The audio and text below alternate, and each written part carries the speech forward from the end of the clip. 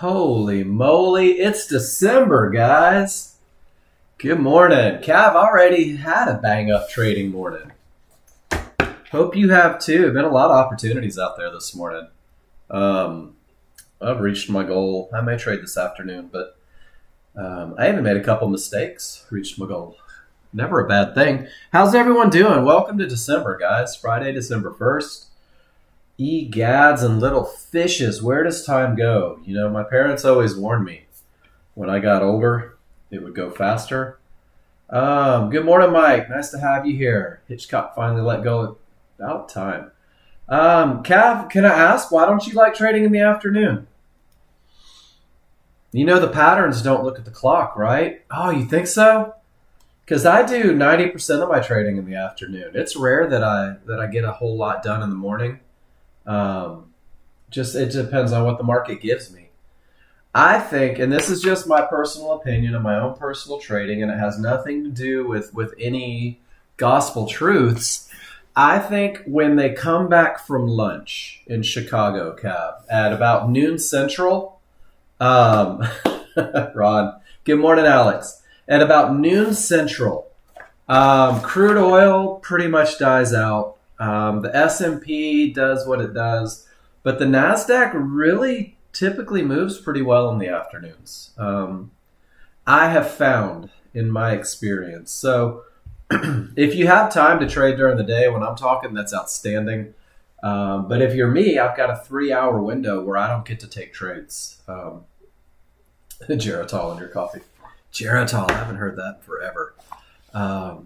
So you trade when you're comfortable, though. That's the biggest thing. But if you're following patterns, if you're trying to make $1 million on crude oil, the afternoons typically isn't the best. They do a lot in the morning. But I think NASDAQ's a mover and a shaker. So it goes, yeah, but that's just it. It goes crazy. I like calm and mellow. I'm a calm and mellow kind of guy. So welcome to Friday, guys. We made it through the week. You guys have done outstanding this week. It has been some of the best classes, I think, in a while. And I got to tell you, it's because of the questions you guys are asking. It's because you guys are like, you know what? He keeps telling me to ask. Let me go ahead and ask. And they're turning into these outstanding lessons about things that maybe I didn't even think to talk about. So I want you to keep doing that, guys. I want you to, if there's something on your mind, keep throwing it out there. Let's have these talks. Don't be afraid. I try to, Cav. I definitely try to. I'm rambling until the 9 o'clock hour so that people can get in here. Let me share forexfactory.com. It was kind of interesting. Yesterday told us, without question, that crude oil could be crazy all day, and most of us didn't believe it. Most of us said, well, I know there's high impact news all freaking day long, but I'm going to trade it anyway, because if I don't, how can I get rich, right? But then you kind of realized yesterday, did you guys see what crude oil did yesterday? Let me see if I want to show you the movement in crude yesterday. It was insane. So let me pull up my large chart on crude. And I'm going to see, well, it's been moving pretty good today too. This was midnight. I'm going to slide midnight over here. Guys, this was all of the crude oil movement yesterday. That's a lot. That's a lot of movement because I want you to see the previous day. You ready? This one expands almost the whole screen. That was the previous day. That's normal crude oil movement. That's normal crude oil movement. That's normal crude oil movement. And yesterday, we knew that there was high impact news. We knew that they were going to be saying stuff and doing things and talking about stuff. And we knew it because we went to forexfactory.com. And it said all day long, they can be going absolutely crazy. And none of us believed it, right? So guys, news, it's one thing to check it, right? It's another thing to respect it.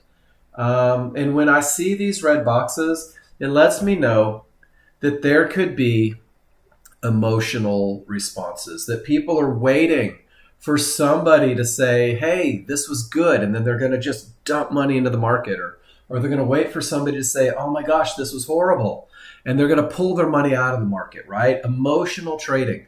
That's what you can avoid when you know when these news releases are coming out. So guys, what you need to do is I want you to set an alarm for 9:45 a.m. That's where the final manufacturing PMI numbers start. And then at 10 a.m. they come out, guys. That's a high impact news. Chances are the market's going to spike, jump, bump, reverse. Who knows? Be too fast to trade. There's no reason to get caught up in that. You know right where it is. You know right when it is. I gave you the link in the room. At 11 a.m., guys, Fed Chair Powell speaks. Nobody knows what that guy's going to say, but if he says the wrong thing, the market's going to zip one way. And if he says the right thing, it's going to zip the other. And you don't have to be in front of that. We know that he's going to talk. Same thing at 2 o'clock, guys. He's going to speak again at 2 to say, hey, just in case you guys traded news at 11, I want to make sure I get to stop the rest of you out at 2. So every morning, guys, get in the habit. Go and look at the news. Go see what's going on. Don't trade the news, or trade the news if you want. I trade patterns. I trade statistical advantages. I don't trade what the news says. All I trade is when there isn't that craziness. So something to think about. And then when we talk about the day, guys, everything that I talk about, education, right? You want to know, Cav? Great question. Let's do that. Let's take our first lesson before we jump into anything. Why are there so many fibs on top of one another? There's a couple different reasons, Cav. The first is this right here. This is how your fibs come to be. And I don't think, it used to be a big selling point. Back when Nexgen first started out, true story, guys, is I tried to sell software 20 years ago. But I'm a horrible salesman. Really am. But this is how your fibs come to be. And I think that this is great. And this was part of the conversation that I had with people, is when you open your software, literally, it's calculating every move in the market. Every move, every up, every down, every pivot. It's taking these calculations, it's creating Fibonacci retracements, alternates, it's projecting. It's doing thousands upon thousands of calculations. And this is what it looks like, Cav. These are all the lines that your software comes up with. Once it comes up with all these lines, turns out my brother's a genius. I had no idea. He created an algorithm that takes them and weighs them and sorts them and decides which ones are the most important and which ones have the highest concentration. And this is where your fibs come to be. And this is how all of these calculations turn into these lines.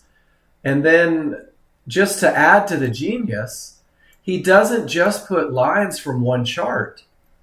On your large chart, on the chart that leads the way, you have the lines from that native chart, you have lines from a higher time frame, and then you have lines from a lower time frame. So it's kind of the trifecta going in. And what it does is it creates this concentration, and it creates all these lines. And sometimes, Cap, there are so many lines that line up at this number that you may get 2, 3, 4 fibs there. And the thing that you can almost always count on is that when there is a high concentration of fibs, there's a good chance that there's going to be some sort of bounce. When there's a high concentration of fibs, there's a lot of decisions being made, because not only is Joe looking right here, but Bob's looking right here, and Mary's looking right here, and Steve's looking right here. And when they kind of concentrate it and stack on one another, that means that that's a huge reflection on all of the swings that have happened historically. And you see it right here. Ron talked about the 3 cake layer. So there isn't a 34.5, Cav. What there is I love your questions, man. I really do. On your large chart, if we're talking about crude oil, we are looking at the 13.2 is your large chart, right? If your fib extends all the way off into the universe, that is native to the chart. If it is a big fat fib, it comes from the 21.3. That's your higher time frame, not 34. 34 is like another step up. And then if it's skinny and it doesn't complete all the way to the right, that one's from your 5.1. But here's where people get in trouble. And as we get into termination conditions, you'll see why. I'll give you this picture. is people try to weigh these out. Well, is the 5-1 more important than the 13-2? And is the 13-2 less important than the 21? And that's one of the challenges. There's the picture. I just put it right there. But Cav, and I need you to trust me on this. You don't have to, but I think that it may behoove you to trust me on this. Let a line be a line be a line. Let a line be a line. That's it. Don't worry about where it comes from. Don't worry about how it was created. Let the line be the line. Because when you start trying to weigh and sort, I want you to see something. This 5-1 fib stopped the market cold, right? And this 21 fib didn't. And they overran this 21 fib and came right back to a 5-1 fib that danced at a 21 and a 5 fib and then came all the way down to a 5 fib, right? God, who needs that? That's too much thinking. How about this? When price reaches a line and the triggers don't break it, we'll just respect the line. Good morning, JW. Too many mind, Cav. That's what we're going to try to avoid. I know that there's people that like to know why. Why does it do this? How did it come to be? I'm going to tell you right now, guys, you don't need to know the whys. You don't have to be able to build a watch to tell time. And I'm a shining example of that. I am not a technical guy, Cav, and I'm regurgitating facts that I have repeated over and over. I couldn't tell you all the inner workings. But that picture right above your question shows you exactly where they come from if you want to memorize it. But I'm going to caution you, don't try to assign a weight to them. No, God, no. As long as the triggers are like scissors on the large chart and we have a trade set up on the smaller. So you want to completely ignore termination conditions. It's 3 parts, Cav. And that's okay. We're going to get into it. Yeah, no worries. Let me go through it. And Cav, I'm probably going to bounce back every now and then and kind of address what you just put in the room there. Because what you have is an incomplete thought, which is okay. You've identified momentum and you've identified the area, but you're eliminating that one key component, that making sure that you have a clear path. And for those of you that are new, this is what we're talking about today. And Cav's being a rock star and getting the conversation started. No, you're okay. A lot of them are going to be answered in the first hour, but please always revisit them.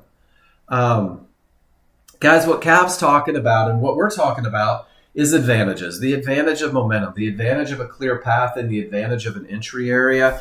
And these are the advantages that are provided by the 3 simple rules for the high probability trend trade. And this high probability trend trade is what we talk about in the first hour, guys. It is the most basic approach to using the software. It is the one trade where every indicator on every chart agrees for the trade. It is a trade that has 3 very clear and identifiable advantages to get you into the market. And even more so, these high probability trend trades are trades that typically win 70 to 80% of the time if you're following the rules. But what they really do, and Cav, this is where you've already begun to excel, which is why you have so many awesome questions, is they turn you into a chart reader, guys. And that's my goal for my new users. I want you to eventually be a successful day trader, but I want to make you a chart reader first. I want you to be able to look at your indicators and understand what they're telling you, because it's your indicators that provide advantages. Your guts and opinions will lie to you every day. And when you learn this high probability trend trade, it teaches you to start to recognize advantages in the market. And 90% of your day is really waiting for these advantages to come to fruition. And 10% of your day will be taking advantage of the advantages and getting into the market. You will be able to open up a workspace and you will be able to fluently say, this is where the market is likely to continue. This is where the market is likely to go. And because of my trigger line location, this was where the market was likely to stop. And it's these three simple concepts, using momentum, using these lines on the chart, and then ultimately using a smaller, faster chart to get you in and out of trades. That's how the high probability trend trade comes to be, guys. And I don't want you to overthink it. I want you to allow it to be simple initially. And it really is. It's just three rules. And these three rules, each one individually provides the advantage. The advantages are written out in yellow: momentum, clear path, and an entry area. And this is the recipe for a trade for the brand new user. This recipe gets you into the market where the market is most likely to continue. This is my first hour of class. This is what I talk about in the first hour of class. This is what I talk about in the first hour of every class.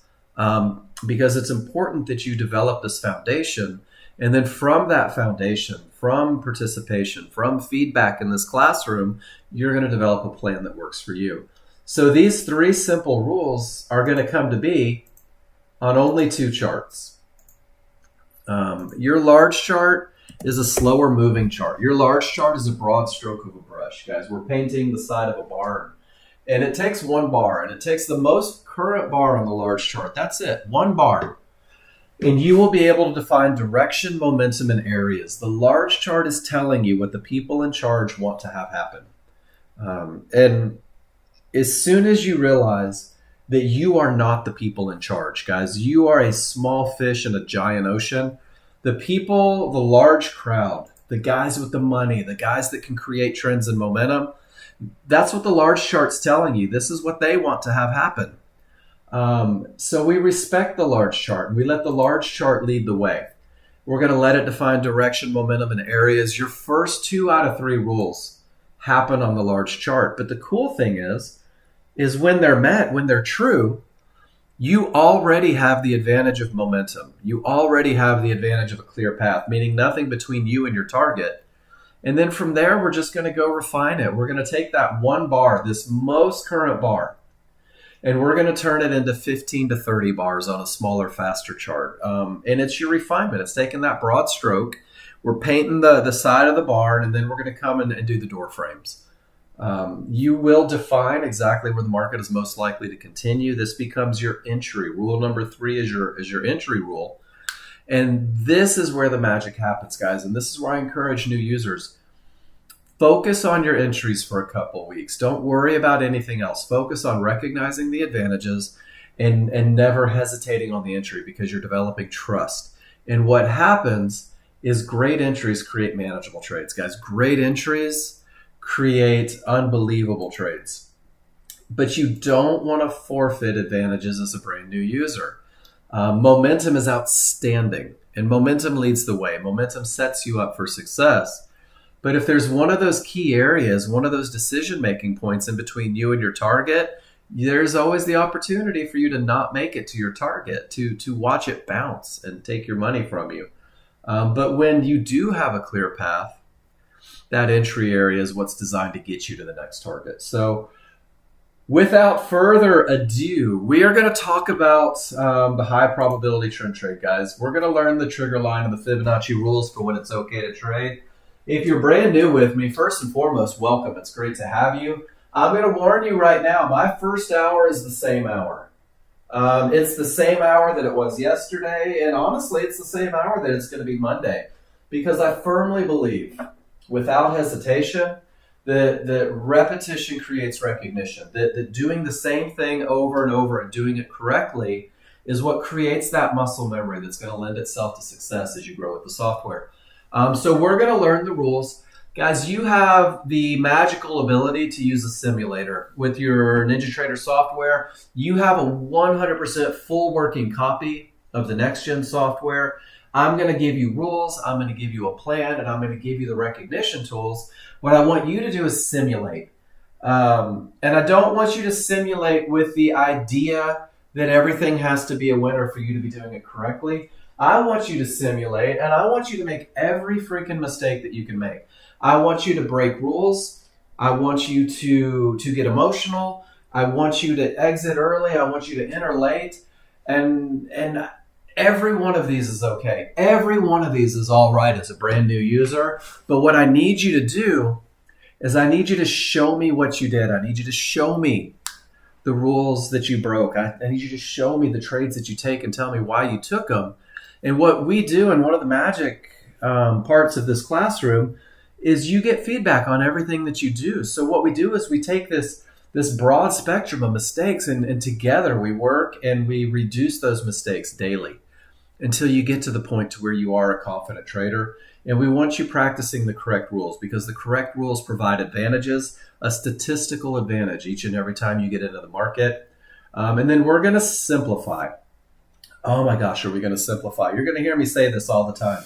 Don't have too many minds. Focus on what's important. And what's important, to be honest with you, is momentum, a clear path, and an entry area. That's it. That's what's important. And then from there, you'll grow and you'll see other things that are important. But you've got to learn the looks so that they become easy. You've got to learn the looks so that when the market is moving, you don't hesitate. You've got to learn the looks. You've got to burn these into memory so that you can catch these trades as they set up live. And the easiest way to do that, your step-by-step path, guys, post your trades in the class. Everything you do, win, lose, or draw, post your trades in class. Tell me, this is your how to post in class picture. Tell me why you did what you did. If you're not sure on the rules, that's okay.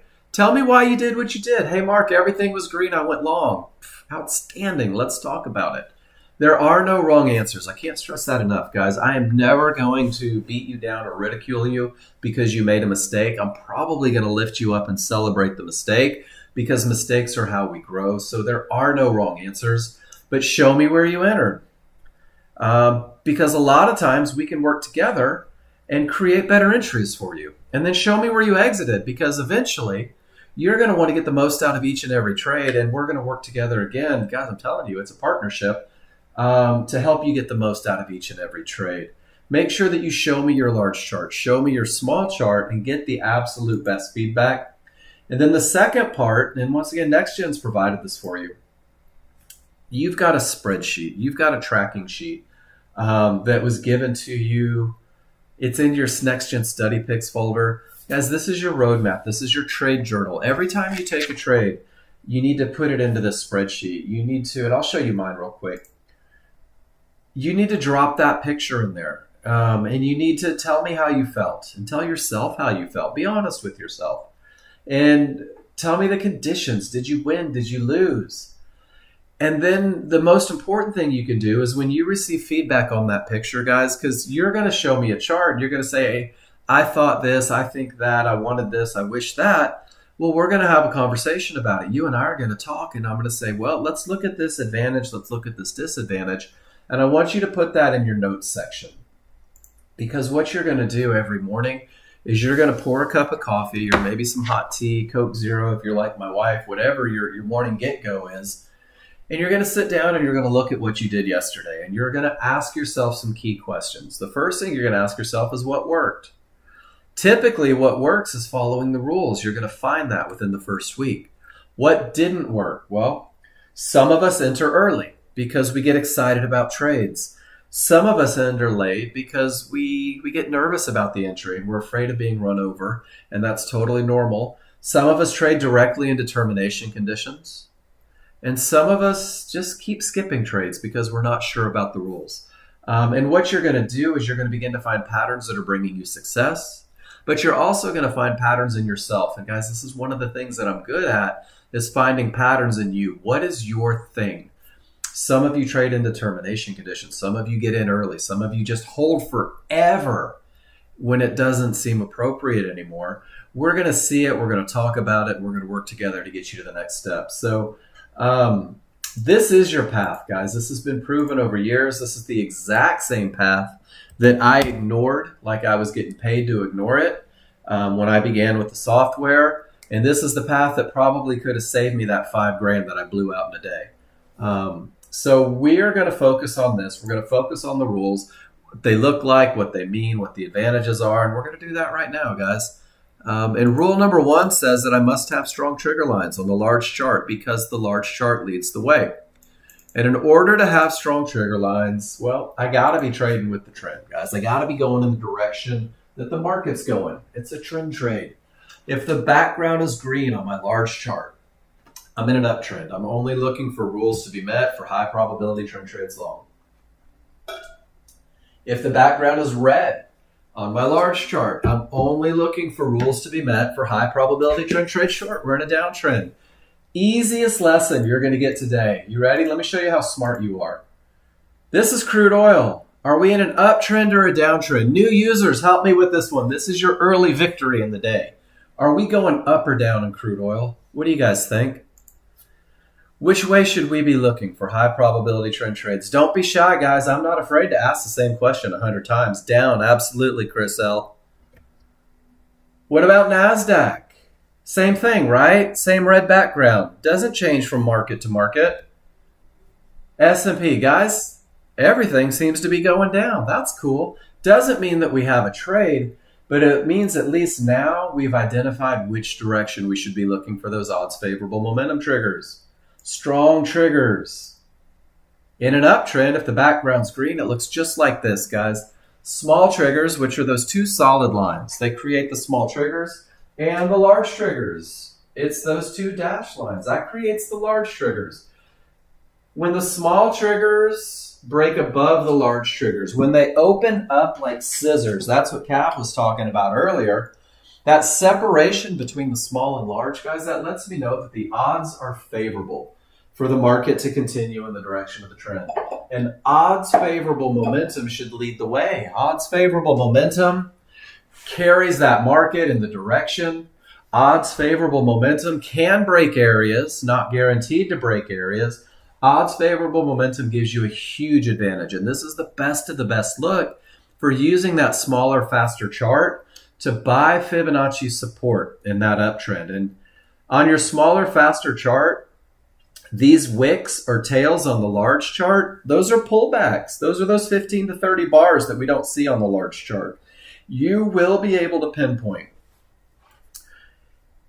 exactly where the bottom of that tail is most likely to form. And this is going to become your entry for the highest probability trend trades. And you're going to ride that wave of momentum as far as it'll take you, typically to the next key Fibonacci area. In a downtrend, small's below the large. Both are wide. They're angled in the direction of the trend. Does everybody notice how everything has to be the same color? Green background, green small, green large, red background, red small, red large. What an amazing safeguard to keep you into that odds favorable momentum mindset. The separation between the two, like triggers about to open, guys, this is the most favorable look for selling Fibonacci resistance on a smaller, faster chart. And once again, there's those tails or those wicks on your large chart, letting you know where the retracement happened. You're going to pinpoint where the top of that tail is most likely to form. And you're going to do that on a smaller, faster chart when the rules are true. So odds favorable momentum. Let's go see if we can grab another great lesson. Here, my small triggers are inside of my large triggers. There is no separation. Do I have odds favorable momentum? Do I have a market that's likely to continue in the direction of the trend? What do you guys think? Not so much. But that big gap between the two pushed it all the way down until they returned. And now we're in an area and we just don't know what will happen. We have right now what we call weak triggers. Weak triggers means that your small triggers have worked back inside of the large triggers. Your scissors have closed. When my small triggers work inside of the large triggers, it means that I've weakened the large triggers. It means that anything can happen up or down. So to go back to it, James Baird, when those smalls work their way inside, I've lost the advantage of momentum. I don't know what's going to happen. And if you go back and you look, weak triggers typically precede a little bit of a push. Weak triggers precedes the reversal. Let's see if we have, well, these guys are just bouncing right off of fibs. And fibs can stop a market cold. But look at those weak triggers, precedes a reversal. Odds favorable, there's your tails. Let's keep pushing. Weak triggers, precedes a reversal. Odds favorable, it keeps pushing. Guys, you can scroll back 10 days and look at odds favorable and look at weak. And if you start to believe 100%, that your advantage comes from that separation. It's going to keep you on the right side of a lot of stuff. But odds favorable momentum doesn't happen all day. You may have it and the market may push down, but guys, it's rare that the market just straight lines for days. You see the weakening of the triggers and look how it precedes a reversal, even without the benefit of Fibonacci. From the reversal, we get odds favorable. There's your tail. Congratulations, guys. You just took a beautiful long, made some money, and then your triggers weakened and it reversed again. And because you're watching futures, you took the short trade and made money right until it probably hit a fib or something. And then we get indecision, guys. And this is where it's neither strong nor weak. This is where it's just indecision. The colors don't match. And this is the easiest way to identify this transition period in the market. Large can be red, small can be green, background can be green, triggers can be red. But this is where buyers and sellers are waging war against one another. This is where they're battling to see who's going to take over. This is where a lot of people, you've probably done it or have friends that have done it, try to predict what the market's going to do. You try to go, well, the background's green. I think I should go long 8 times. Damn it, I just blew out my account. Well, the triggers were red. I should probably go short 9 times. Son of a gun, there goes all my money. When all you really had to do is let these guys fight it out, and eventually it will go back to odds favorable momentum. You will have that advantage of strong triggers, and it will still be likely to push the market in the direction of the trend. Is everybody cool with the idea of odds favorable momentum? And then look how they weaken. Do you see how price is pushing up a little bit? It's pretty outstanding that you can recognize this in the moment, that you don't have to hope the market goes down. Look at the indecision, guys. Smalls are up, large are down. We're about to talk about why that red line is so darn important. Good morning, Dwight. And then once again, smalls are down. They're below the large. And we're going to talk about just how important these lines are as we come through when we look at momentum. Because the second rule says that we have to have a clear path. And I want you to think of it just like that. What is a clear path? A clear path means that there's nothing in your way. That's it. If you're walking down the sidewalk and there's nothing in your way, you have a clear path. If you're walking down the sidewalk and there's one of those construction barrels, you no longer have a clear path. We're going to be able to identify whether or not we have it in regards to trading. And we're going to use it with these areas. And guys, this is your roadmap. This is your roadmap for what you're looking at on the large chart. Remember, the large chart defines direction with the color of the background. The large chart defines momentum with strong triggers. The large chart is now going to define areas. It's going to define areas where decisions are made. If you caught our little talk in the beginning, your fibs come to be from thousands and thousands of calculations, up, down, pivots, greed and fear, being reflected in these blue lines and these red lines. Fibonacci resistance, Fibonacci support, these yellow 1-to-1s, divergence highs and divergence lows. Guys, these are all representations of areas where decisions are going to be made by the people that move the market. It may be where the buyers take profits and the sellers take over. It may be where the sellers enter trades and the buyers take profits. But we can identify them and create this awareness of when they're likely to stop the market. And we do it with a pretty simple 2-part process. So from the user guide here. And then Cav, this goes back to the question, if you have the scissors open and an entry area, do you just look for the trade? And this is where I say sometimes you've got to be patient. You've got to make sure that you're not trading into a line that's likely to stop the market. And this is the bare bones, brand new user approach to it. If price reaches an area, meaning your dynamic Renko bars, which are just a reflection of price, reach, in this case, Fibonacci support. Price reaches an area. Write it down on a piece of paper. If price reaches the area and the trigger lines remain above this area of support, no more short trades into the area, guys. This is an area where decisions are being made. This is an area that may create an untradeable bounce. This is an area that may reverse the market completely. This is also an area that could potentially break. But in the moment, you don't know. And be okay with the idea that you don't know. You don't want to know. Nobody wants that burden.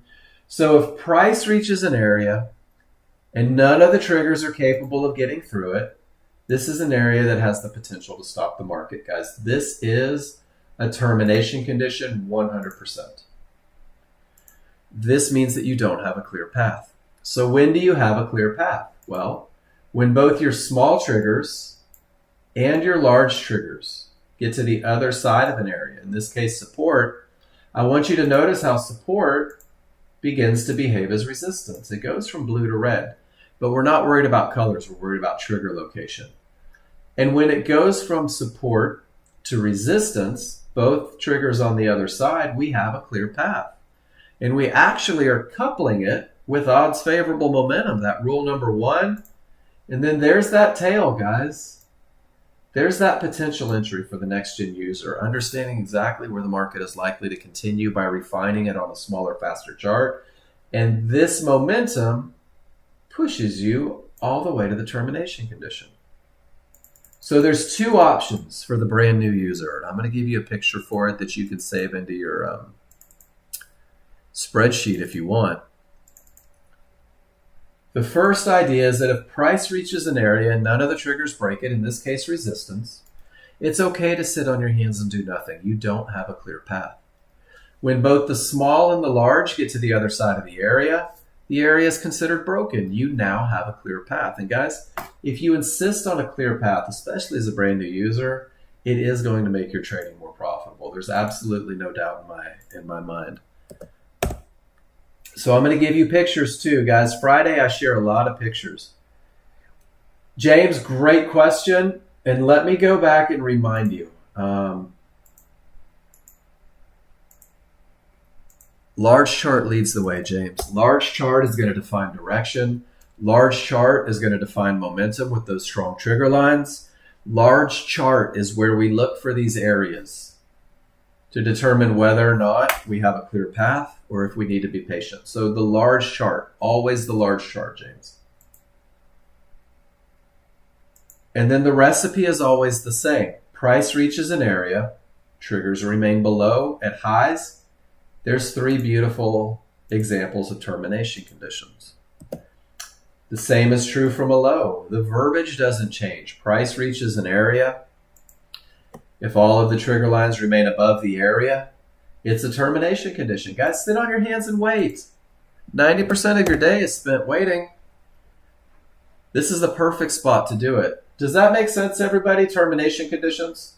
If price reaches the area and none of the triggers break, sit on your hands and do nothing.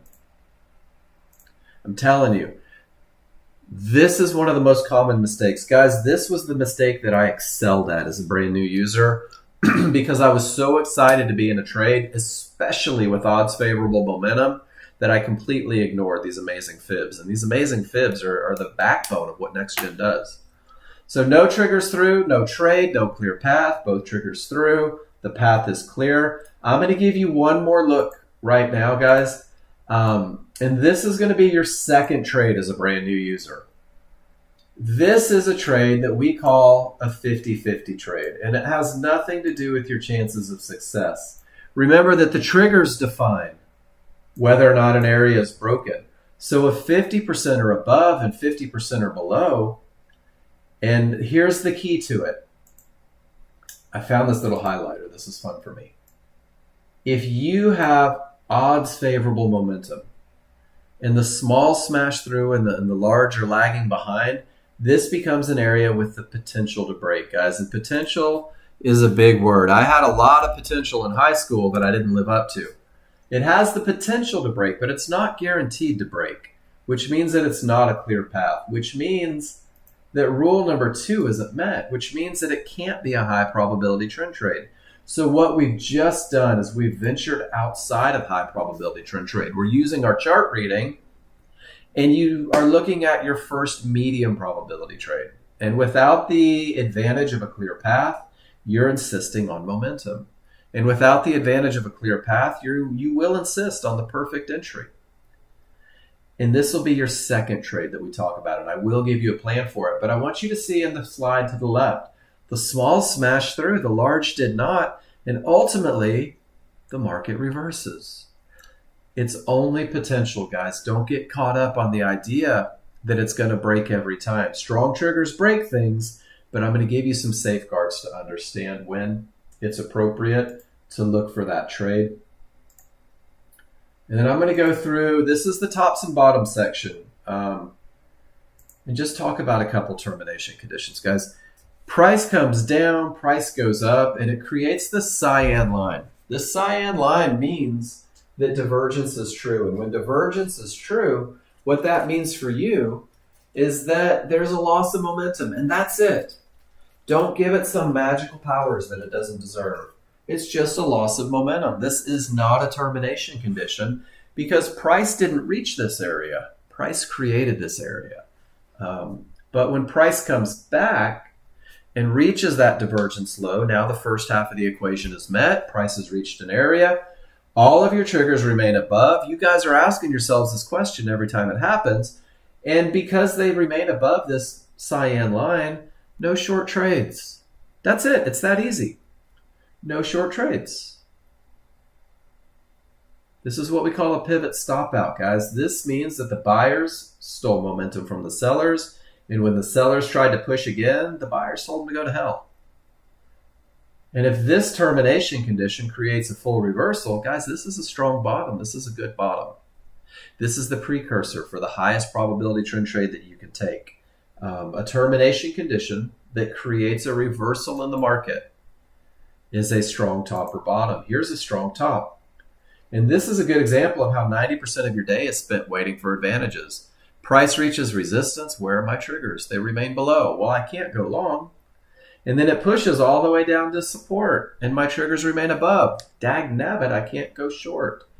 How am I going to make money? I'm going to be patient. I'm going to embrace the 90% theory because price comes back up to resistance and the triggers remain below, and that's a termination. And it also reaches that divergence high and the triggers remain below, and holy smokes, there's two in the same spot. And then it reaches that third level of resistance. Guys, the buyers are trying as hard as they can, but look at this stacked area. And the sellers say, whoop, that's it. We're going to get in. And they do, and they reverse the market. Your large triggers, your small triggers, they both go red and provide you odds favorable momentum. That price bar hasn't reached support yet. You still have a clear path. There's that little tail, guys. There's your entry for the highest probability trend trade. You're going to pinpoint where that tail is most likely to happen. This is the trade that typically wins 70 to 80% of the time. This is the trade that creates confidence through the memory of success. Guys, this is your focus for your first 30 days with Nexgen, is being able to get into the market at the correct spot. And then this is, of course, my favorite picture. If you've ever been in this classroom, you know I'm going to vandalize it. And this is what I do because this reminds us that it's cool to be patient, right? It's all right. The market's pushing. It's screaming. Let me change the color of that one. What color should we go today? Let's go hot pink. I miss the 80s. Screaming. Chris, I'm with you, brother. Odds favorable momentum, and it goes head first into those one-to-ones. You guys are asking yourself, well, where are the trigger lines? They're above the area. I'm going to sit on my hands. Some of you said, well, I have momentum. I'm going to trade directly into it. And guess what? You just got stopped out because the buyers pushed pretty hard off that key area. But the sellers weren't done, and they fought back.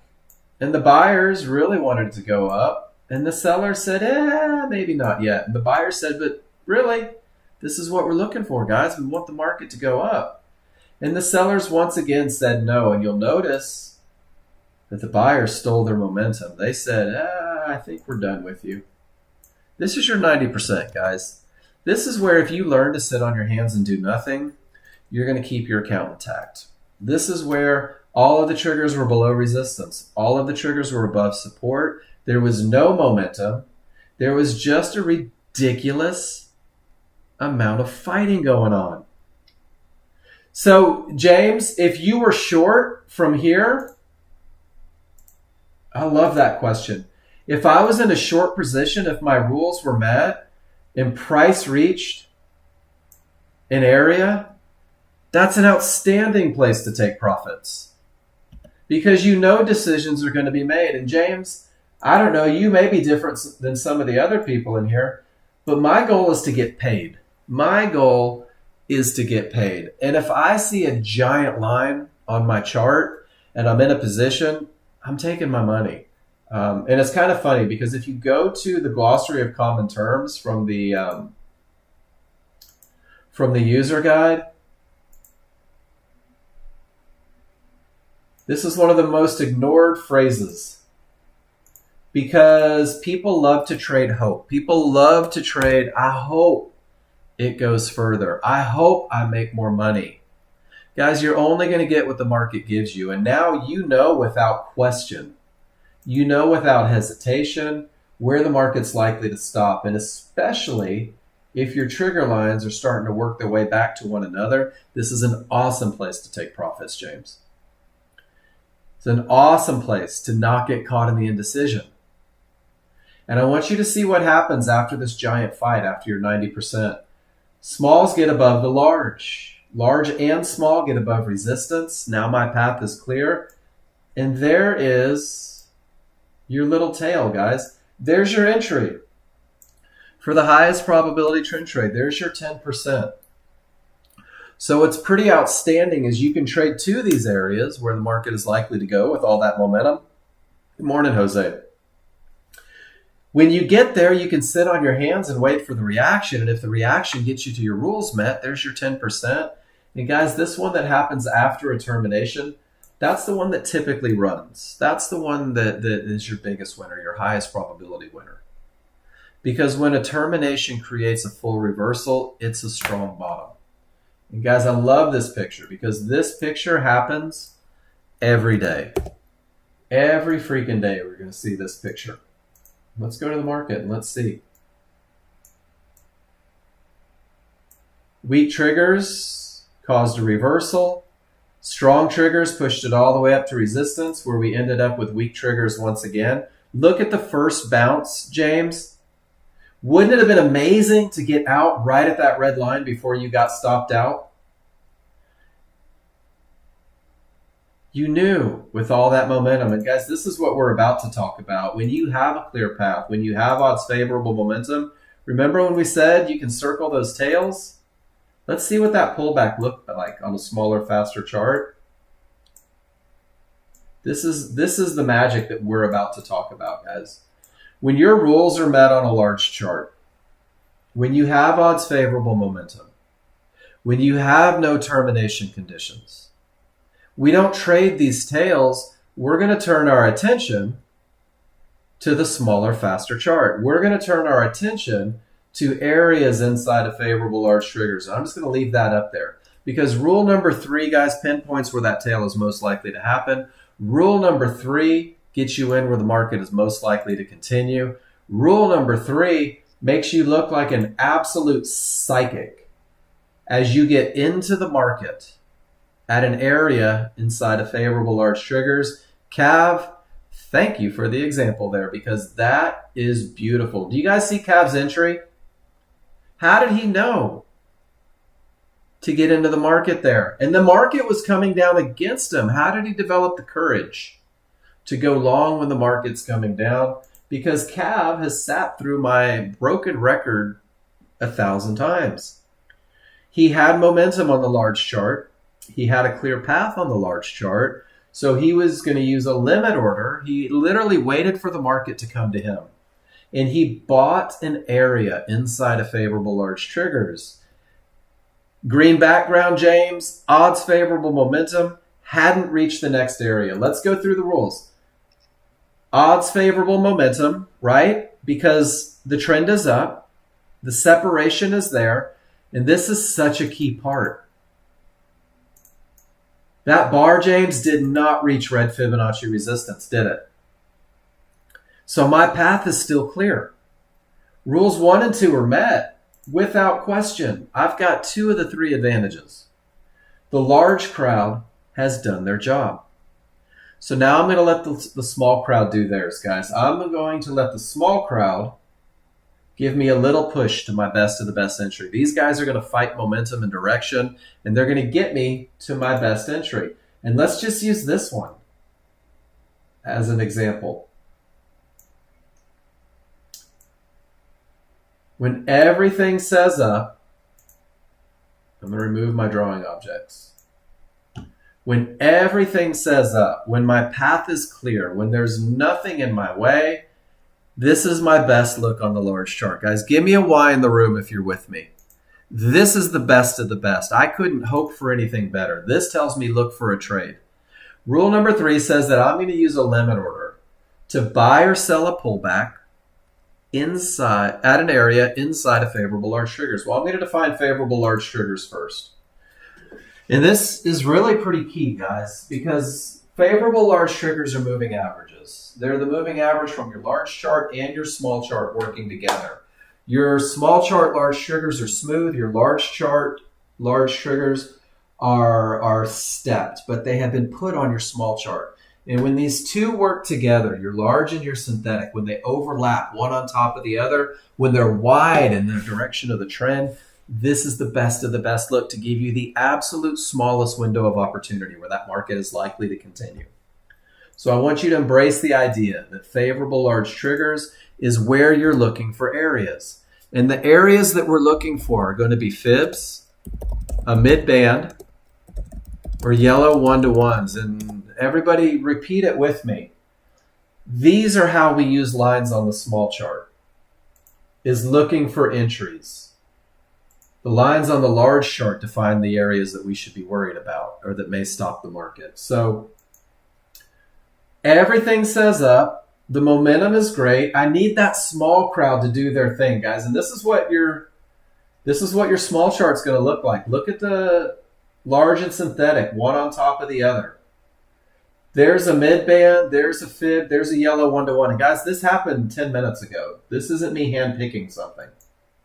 And everything is going up, and you guys are getting scared. Mark, there's a red line. Who cares? It's not over here. And then the market, whoops. Let me back it up one, sorry.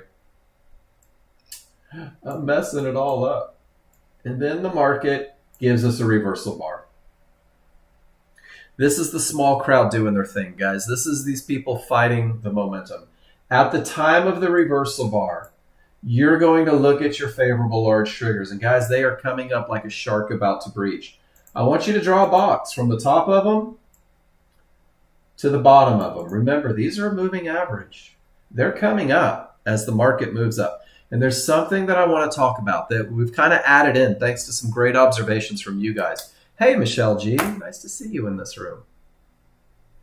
If my area is a couple ticks above, that's okay. But if it's a couple ticks below, it changes the dynamic. But what I'm looking for are areas inside of favorable large triggers. And in the moment, this mid-band's only 2 ticks above. I'm going to put that in the equation. And then my lowest point is down here below. And I'm just watching the market. I'm going to activate a limit order, guys, and it's going to be right above my highest point of support. This box represents the point where the market is most likely to continue. And then the market gives me an up bar, and this is where you guys start getting scared. Oh my gosh, it's going without me. But remember that this smaller, faster chart can be 15 to 30 bars, and it gives you another reversal bar. And look how it's changed on this reversal bar. The mid-band is still in play. But at this point, I don't want areas below because that goes beyond the moving average. Guys, my window of opportunity is that big. My limit order goes a tick or two above. This defines where the market is most likely to continue. This defines where that tail is most likely to form. And if the market comes back, see how the mid-band goes up? See how it's enveloped by the triggers? See how these areas are so far out? Boom, boom, boom. Let's see. You're now long. That's your limit order. You're now long. And why are you long? You're long because the large chart gave you strong trigger lines, and that defined your momentum. And you're long because the strong chart hadn't reached the next area, which meant that you had room to get there. And you're long because you pinpointed where the market is most likely to continue, at an area inside of favorable large triggers. And guys, this is your highest probability trend trade. This is a trade that typically wins 70 to 80% of the time. Notice how close this bar is to resistance, but it hasn't reached it. But since we trade pullbacks, we've got plenty of room to get there. And sometimes it'll overrun a little bit. Your stop goes outside of that window, below those triggers, guys. But what usually happens, more often than not, is it gives you a reversal bar. Now everything is going the direction of your trade, guys, and you're going to put a stop just below it. The market has told you that we're going in the direction of momentum, of a clear path, that we've given it that bounce point. This is what I want you to be able to find, guys, for your first 20 days. Get into the market. Learn to trust it, because it happens. And watch this. With all this momentum, first of all, let me show you where the tail formed. We don't trade the tail, but there it is. The top of this bar is your pullback. The bottom of this bar is your pullback to an area inside of favorable large triggers. That's where the market's most likely to continue. And with all that momentum, continue it does. Guys, this is your high probability trend trade. This is the beginning of your education, guys. This is building that foundation to make you a chart reader. And this is something that you can study over and over on any chart. And let's look at it. This was the S&P.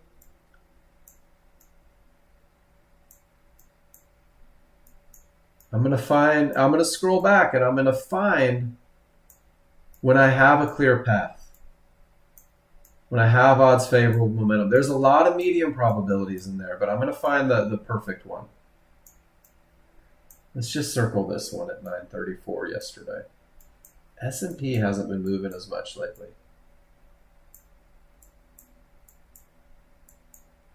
This is one of those 50-50s, one of those potential to breaks.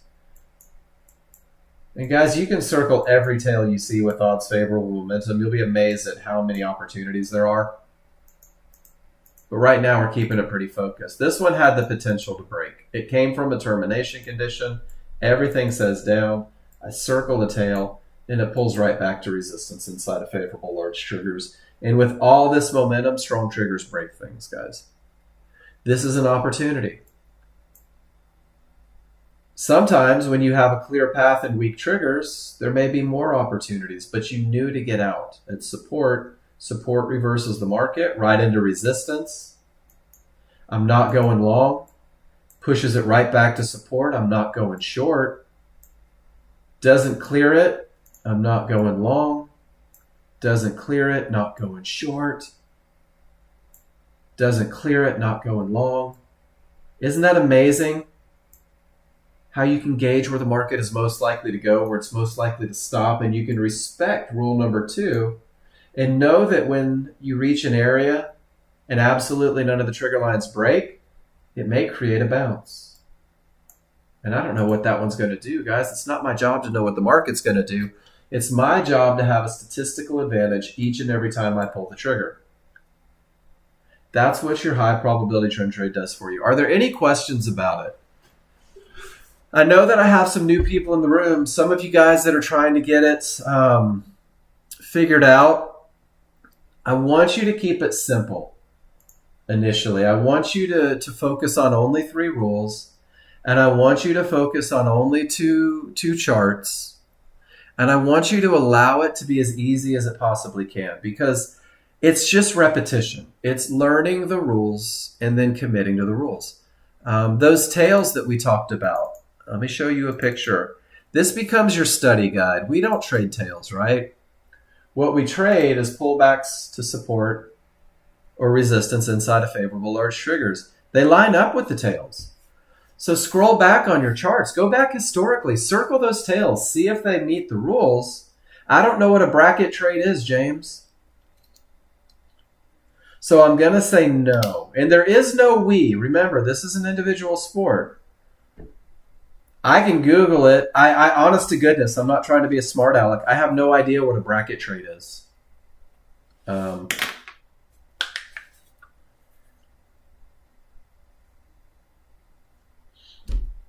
So I'm going to say no, unless my ignorance changes that answer. But one thing that we do use, James, is we use momentum and a clear path and a pullback to support. We don't trade the tails, we trade the pullbacks, but you can use this idea to go back and back test the methodology, to start taking pictures, guys, and filling up your spreadsheet. Red news, let's see what it does. Let me get off of crude. Let's go to one of the indexes. We'll see if news has an impact. We got about 3 minutes. But what we can do is you can start to keep it simple, to focus on simplicity, to work on your entries, to get in where the market is most likely to continue. And then, James, you're going to grow exponentially from here. Everybody does. Nobody gets stuck here forever. But the challenge, I think, that happens with a lot of people is when you begin to recognize patterns, you begin to fudge rules, right? And a lot of people do this. Well, my small triggers were up strong, so I decided to trade into resistance, and it didn't work out. Well, I had odds favorable momentum, and Cav, this goes back to yours, but it reached support, and none of the triggers broke, and I got stopped out. No, you're in charge of that, brother. Because, James, with this simple methodology, with the understanding of these advantages, you know exactly where the market is likely to continue. And doesn't it make sense that you're in control of that? Doesn't it make sense that you put the entry where the market should and not let something else control that? You're going to be that good, my friend. It just takes a little repetition. But look at this. Rule number 2 twice. Rule number 1 not met. There's your reversal. How many rules can we see in play? Weak triggers again. There's your reversal. But in between the reversal with the odds favorable and a clear path, Cav got paid on this one, right? With the small outside of the large and the clear path, was there an entry back here? Let's go see. There it is on your large chart.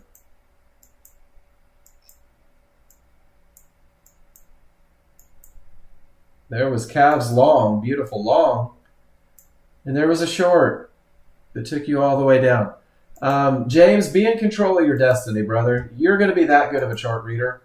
I don't even know how to put in automatic stops and buys. Did you guys see that spike? That's news. Right off of a termination condition. Right to a termination condition. Let's see if this one holds. Holy crap, it did. Look at those fibs, even during news, guys.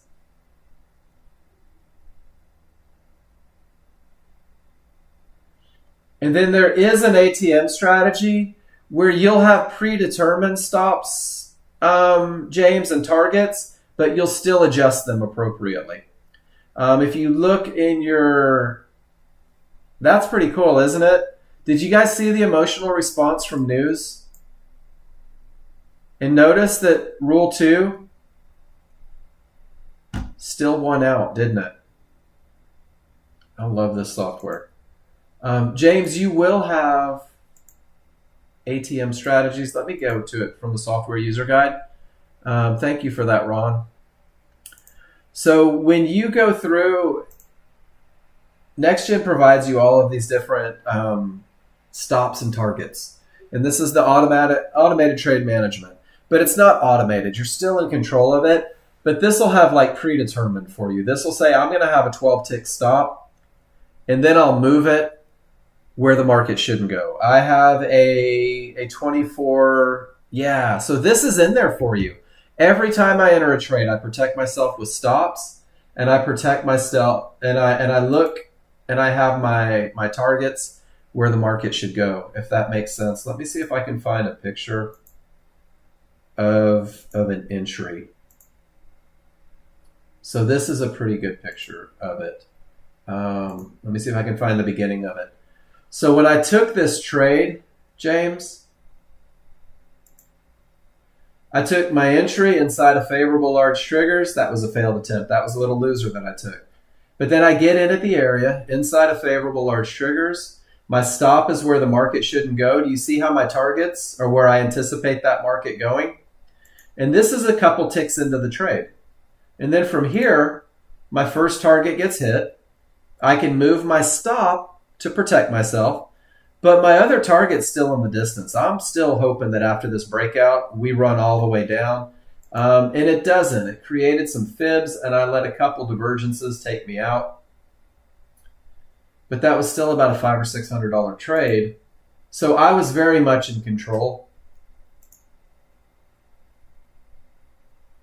And then, guys, once that termination condition reversed the market and everything pushed up and gave you a clear path, anybody catch that one? Because it's still going. And then, James, we use a limit order to enter. So I will literally right-click on my chart and hit buy limit. And if I want to go long at this fib, the rules aren't met. But if I wanted to go long at that fib, the market would have to come to me. And if I wanted to go short at this fib, I can put a sell limit in, and the market would have to come to me. But this is directly into a termination condition, isn't it? And this is how we do our stops, or this is how we get into the market, is with that limit order, because we're pinpointing exactly where the market is likely to continue. Here I have a 50-50. It has the potential to break. Sure enough, it did. But do you see how you can look right and see the areas inside of favorable? And you can say, this is a great spot for continuation. I have odds favorable. This area has the potential to break. There's my reversal bar. Whoops. There's my mid band inside of favorable large triggers, and I don't have an ATM strategy in place, which is horrible. Order pending.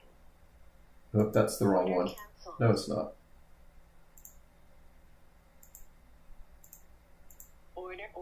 Got to have a stop in place.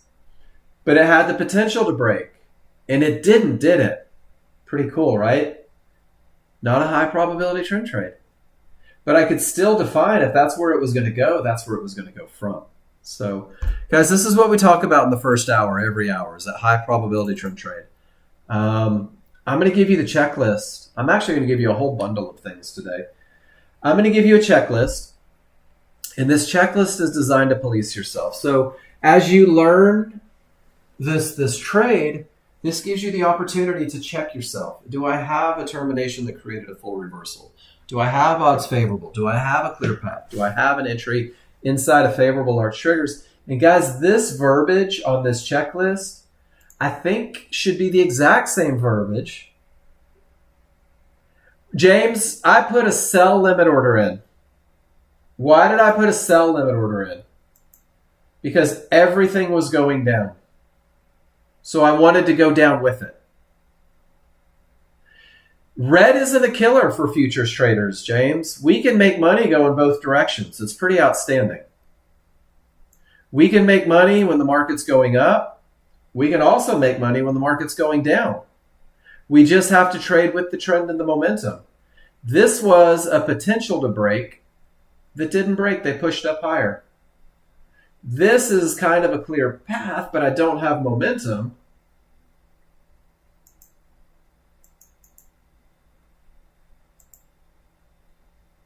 So maybe, see how weaker triggers? It says down, but I don't have the advantage of momentum. But if it continues down, there may be somebody that takes a short, James, and goes that direction. And that's the beauty of it, is we can make money going up. We can make money going down. And it has nothing to do with direction. It has everything to do with making sure that you have the advantages, that you have odds favorable, that you have a clear path. And I think this is one of my favorite things. When my buddies with 401ks are like, oh, the market's crashing, this sucks. I'm like, I went short NASDAQ, I'm good. I just made $1,000. While they're worried about their 401ks, we're going to get it both directions. But this trend trade checklist keeps you focused on the best. And guys, I'm going to drop these in the room, but I zipped a bundle for you. The next thing I'm going to give you is the same trend trade checklist. And guys, this is huge. This gives it to you visually. This talks about the advantages visually. This is a termination that creates a full reversal. This is a good top or bottom. Guys, this video is freaking amazing. Watch the video. This is my brother talking about areas likely to hold and likely to break for 45 minutes. It is outstanding, and you will find it informative. These are your trigger looks. When it's time to make money to the upside, when it's time to make money to the downside, and when it's time to sit on your hands and do nothing. Clear path, not a clear path, potential for a clear path. And then there's your windows of opportunities. And James, this shows it go in both directions. This is helping you pinpoint exactly where the market is likely to continue. So this is an outstanding way as well. Study this in the morning before you get going. And then finally, I'm going to give you guys what's called the KISS trading plan, the Keep It Simple Sunshine Plan. This is my disclaimer on this is a stepping stone, guys. This is a stepping stone. This is not the end of the road for most of you. This is a stepping stone in your learning journey. It's designed to optimize your chances of success with the high probability trend trade and the 50-50 trade as a new user, that medium probability trade, that one that we just saw get run over in the NASDAQ. Through simulation, study, class feedback, and continuous practice, you will build a plan that suits your needs, and it's going to revolve around your ability to read the charts. So the more pictures you take as a new student, the more annotations you put on a chart, and the more you commit yourself to learning how to read these indicators, the quicker you're going to develop a plan that suits your needs. Your simple plan for consistency, guys, never fight the large chart direction or triggers, ever. This will eliminate 60 to 70% of the mistakes that new users make if you just commit to that. And then it goes through defining your entry. That's what we're doing, guys. We're defining the best of the best entry. We're defining where we're going to get into the market, where you're going to get into the market. And then once you're in, well, we got the second bite of the elephant, guys. We got to manage it. We've got to do something with that great entry. And a very methodical, mechanical, pragmatic approach to management is really the most straightforward approach for new users because you're learning to read your charts. It makes sense to pull the emotion out, to pull the hope out, to pull the wish, the want out. And everything for your mechanical management plan begins with the perfect entry, getting in where the market is most likely to continue. So if everything is red, we're selling resistance at an area inside of favorable large triggers. And because we can pinpoint where the market is likely to continue, we know where the market shouldn't go, outside the window of opportunity, 4 or 5 ticks outside the window of opportunity. And guys, this is where there's nothing else for you to do. You have the advantage of momentum, of a clear path. You're in where the market is likely to continue. 20 to 30% of the time, your stop is going to get annihilated. 20 to 30% of the time, you're going to lose this trade. And it doesn't mean that it's a bad trade. It doesn't mean that you're a bad trader. It just means that it's a cost of doing business, guys. I will never, ever try to sell you 100% winners because I've just never seen it. But the cool thing is, with all those advantages, if it doesn't get hit very often, the market gives you a reversal bar in the direction of your trade. And at this point, you're going to reduce your risk even more. You're going to put it a couple ticks above that reversal bar. And you're still going to sit on your hands. If I get a reversal bar, then I move my stop, and I take my hands off the mouse, and I roll 6 feet back from the screen. And one of two things are going to happen, guys. You're either going to get stopped out for an even smaller loss that stings even less. I don't mind small losses when I'm taking the right trades. Or it's going to hit your first target. Your first target is about the easiest target you're ever going to hit with odds favorable, momentum, and a clear path, guys. It's only $100. It creates confidence. It makes you feel good. Your palms dry up. Your stomach stops twisting because you just got paid and Ninja Trader told you that you did. $100 adds up quick. Trust me on this one. But you're also going to move your stop to break even. You're going to say to yourself, not only did I just get paid, but now I have zero risk on the trade. There is nothing that could go wrong in my life. I might as well just go get up and walk the dog.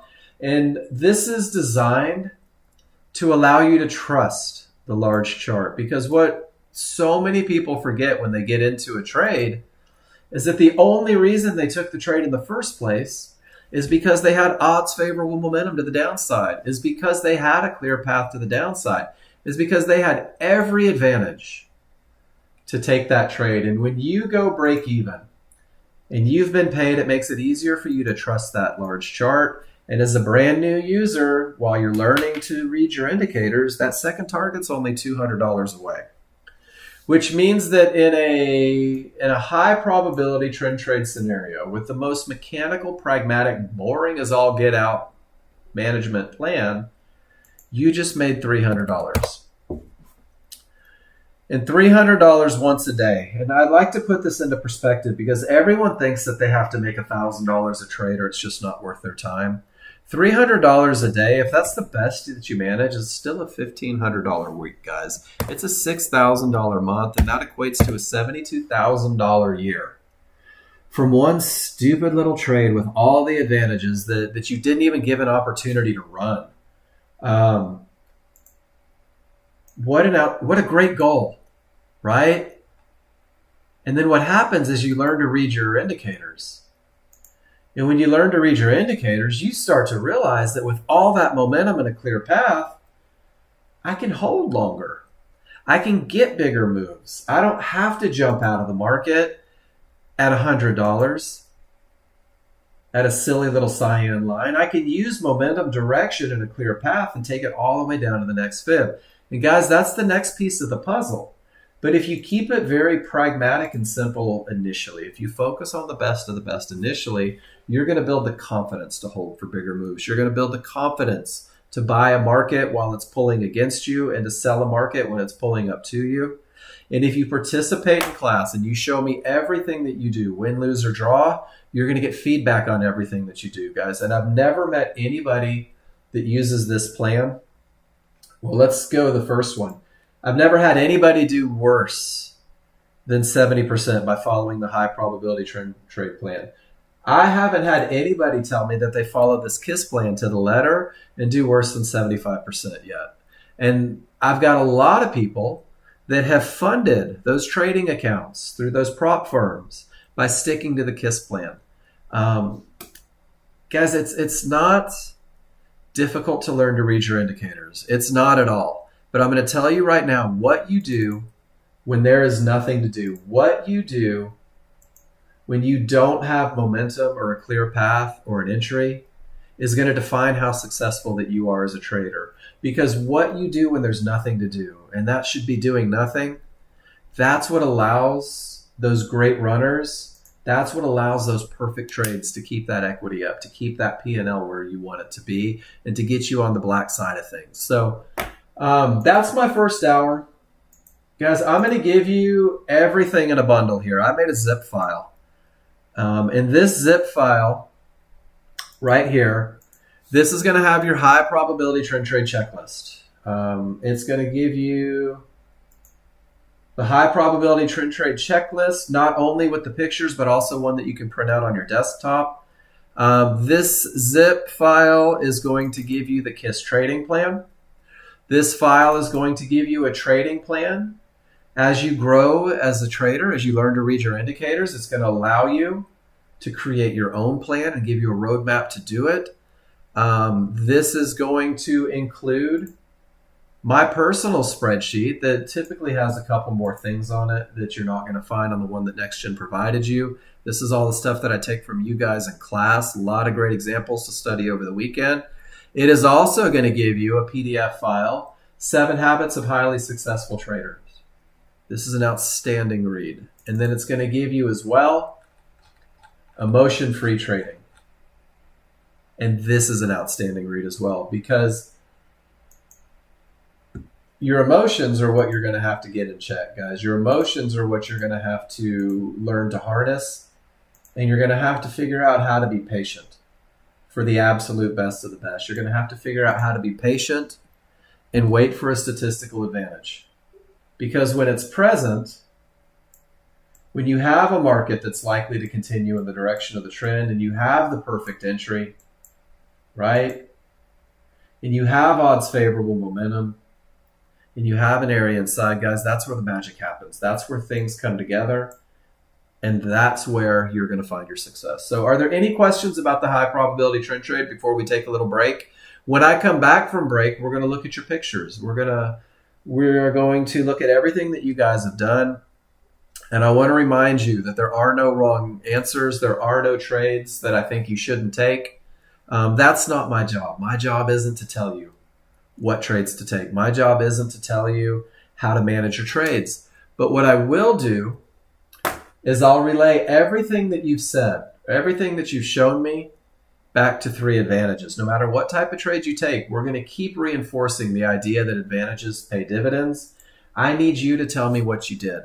If you just want to show off, that's cool, right? High five. You're a great human. I'm proud of you. But this is an educational room, and if you're not hitting your numbers every day, tell me what you're thinking, because it may need a little refinement. Show me where you entered, because we may be able to do it better. We might be able to talk about it and get you to a better entry. And show me where you exited, because a lot of us sit on hope, especially if we've taken a loser. We try to make it up. So tell me what you're doing. Tell me why you're doing it, and open the door for an amazing conversation. It's like having a private session with me every time you do it. And when I come back, we're going to see what you guys have been doing. I'll be back in about 5 minutes, guys. If you have a question, post it in the room. If you have a picture, post it in the room. If there's a subject that you want to talk about, post it in the room. Nothing is off limits except personal lives and politics. I'll be back in about 5, guys.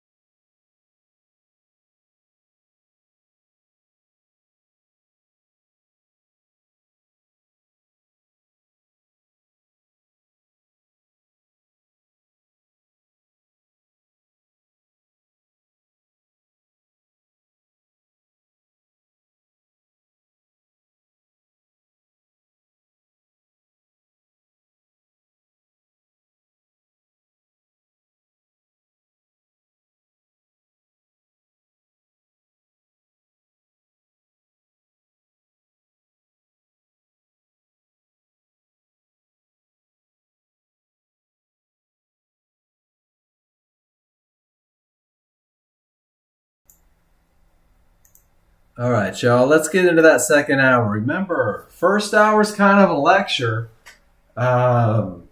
Second hour is kind of a discussion, right? I'm going to scroll up to the top of the chat box. I want you guys to see this in case you feel like I missed a question. I scroll up to the top, and then from there, I start clicking on the links that you guys have provided. We start looking at the pictures that you've posted. Remember, we're going to relay them back to advantages. We're going to talk about the advantage of momentum, a clear path. We're going to talk about those things rather than talking about whether it was good or bad, it doesn't matter. We're really more interested in advantages, especially for the new users. So we're going to take a look at it. I'm scrolling down. Ron got us started. And Ron takes a different style. Ron doesn't necessarily take high probability trend trades, and that's okay because this is his trade, right? Once you're a chart reader, you do what feels good. Momentum, room to the target, and then when the target breaks, momentum, and the second exit.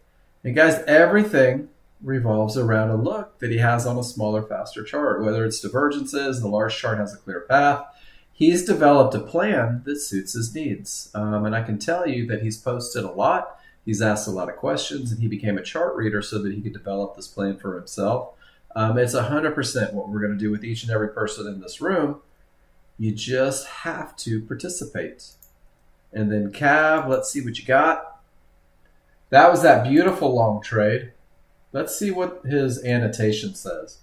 Textbook trade, market coming from a good bottom, odds favorable, large triggers, no termination in the direction of the trade. You took a limit order inside of the large triggers at the mid band in the blue fib.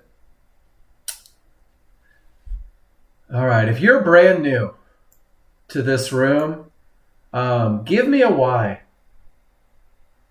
If you see why he did what he did, guys, this is your goal. Your goal is to get to this point first so that you can get to the next point. And this is textbook. And this is one of those ones where I would take it and I would open up my spreadsheet. And when I'm talking about my favorite looks, when I'm talking about what it's going to take to get me into the market, this is it. Whoops. I would take this and I would turn it into a hyperlink. And I would call Cab Killing It Long, right? And I can come back and I can study this each and every day. I can take a look at it and I can say, this is exactly what I want to be able to accomplish as a trader myself. Outstanding trade, Cab.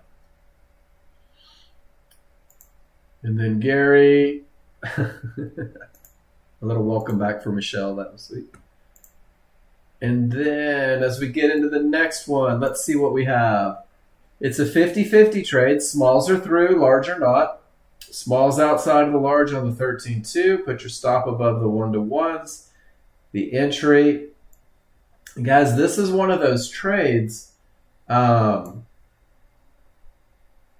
where if you're following the KISS plan, the KISS plan says that you have to come from a good top. And here we had some overrun.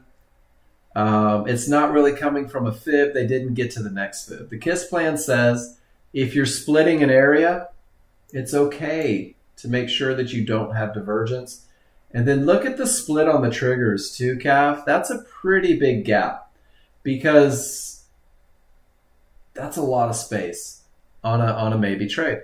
I like the look. The momentum was outstanding, but your small chart said that it may push a little higher, and sure enough, it did. And it may have finished down from there. But when you start getting into medium probability, it's okay to be a little picky. It's okay to get just a little bit picky and insist, and I actually think I have a picture of it, talking about medium probability trades. The 50-50. When I have a 50-50 trade, and the phrase that I used was my money is worth the perfect entry on the 5-1. My money is worth the perfect entry.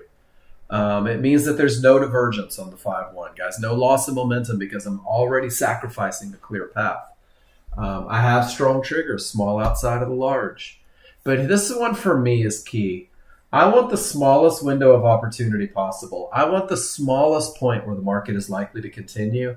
Because to be honest with you, if it only has the potential to break, I don't want to risk $200, $300 on it. If it only has the potential to break, guys, I don't want to have a stop 15 ticks off in the distance. Because what if it doesn't?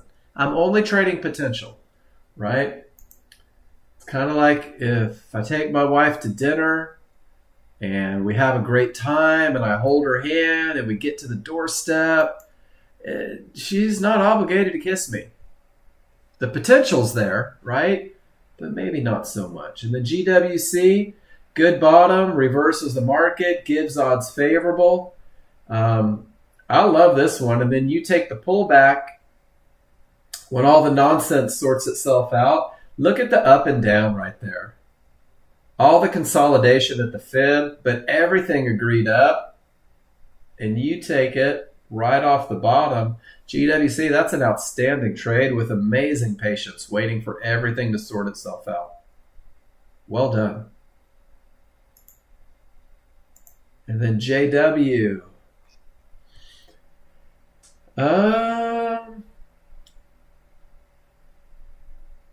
You entered right into the fib. This is a good lesson. JW, are you with me in here? Sometimes it takes me a second to scan. And this is a lesson for everybody. And let's start with, I love the look, right? We're reversing the market. We're getting odds favorable. Everything says up. And I want you to see the difference in something. The difference between trading directly into the fib and the difference between letting the triggers get above the fib. And it's the same entry. And this is one of the big patience pieces. And then from this entry, that's your high probability. And then you know exactly where the market is likely to go, right? Great profit taking. And I think that this is pretty normal.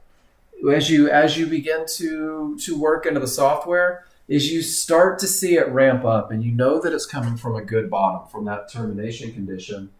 And guys, we hate to admit it, but the fear of missing out is very real. The fear of missing out is such a real phenomenon that even it found its way into our glossary of common terms. And for those of you that have never heard it, I'd never heard it until I started teaching this room and people started saying it. But the fear of missing out can cause investors to make riskier choices than they may otherwise make. And this includes getting in early with a much larger stop than's warranted. And it doesn't guarantee a win. It only guarantees a bigger loser if it loses. And if this fib, JW, held with all of the trigger lines below it, I don't know where your stop was. It's that little safeguard. You guys can be so precise. And there's great trades, JW, that use this, maybe not an area inside. And if the one-to-ones break and pull back to them, maybe you take it to the next area. It's a great trade. I just think you could have gotten the same entry with less risk by waiting for that pullback, that little pushback when the area starts to break. Nice trade.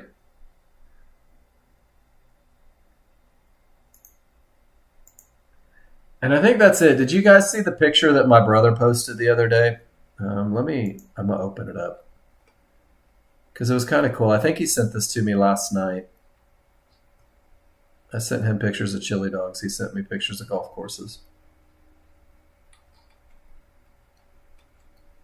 See if I can find it. But it was a really cool, and it just kind of makes sense. And one of the things, even on winners, guys, I look for opportunities to do it better. And let me open this up. And this was a good example. And he posted this in the room too. That's the 12th hole of Augusta in 1952. That's the 12th hole of Augusta in 2022, guys. It's the same tract of land. But they're just trying to get a little better every day. And that's what we do. Every time you post, even the winners, We're going to look for opportunities to, if we can do it a little bit better, if we can make a little more money, if we can have a little less risk, why not, right?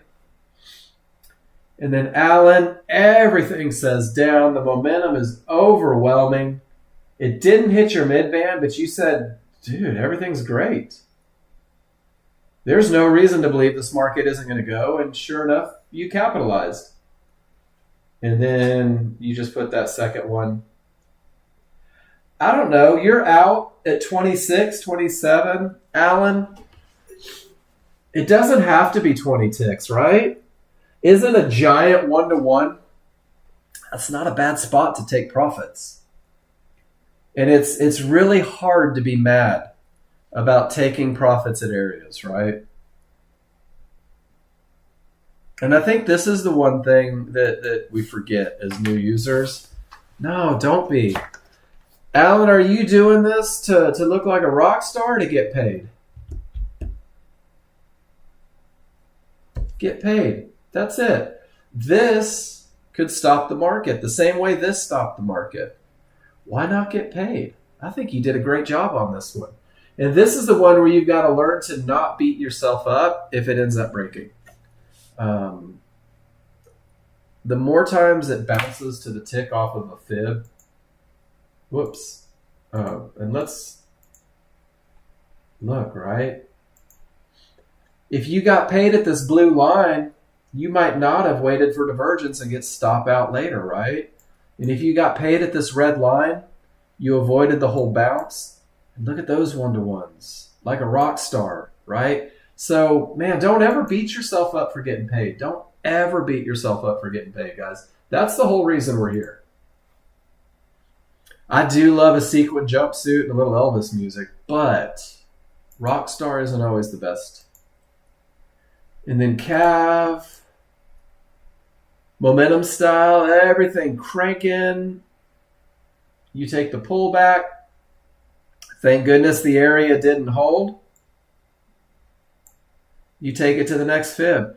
And then Cav understands, because he's been here long enough, that when a pivot stop out, awesome termination, and is followed by a lower divergence, an awesome termination, and all this momentum, he says, this one's got a good chance of breaking. And I love that you took that trade, Cav, because I think these are the ones with that much momentum.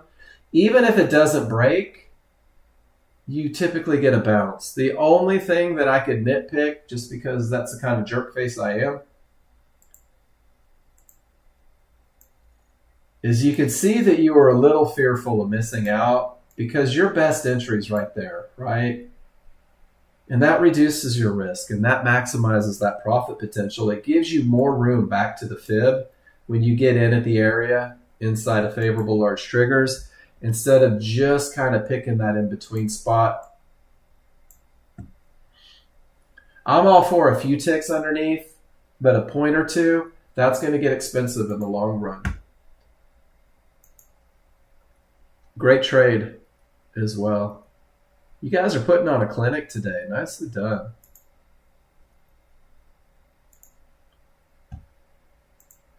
And then that one goes to the...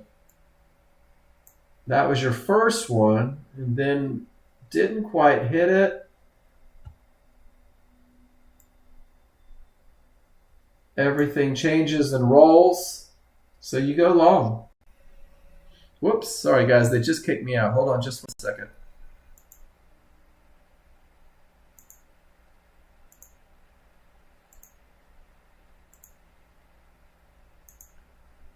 Make sure that I unmute it this time. Yesterday I didn't.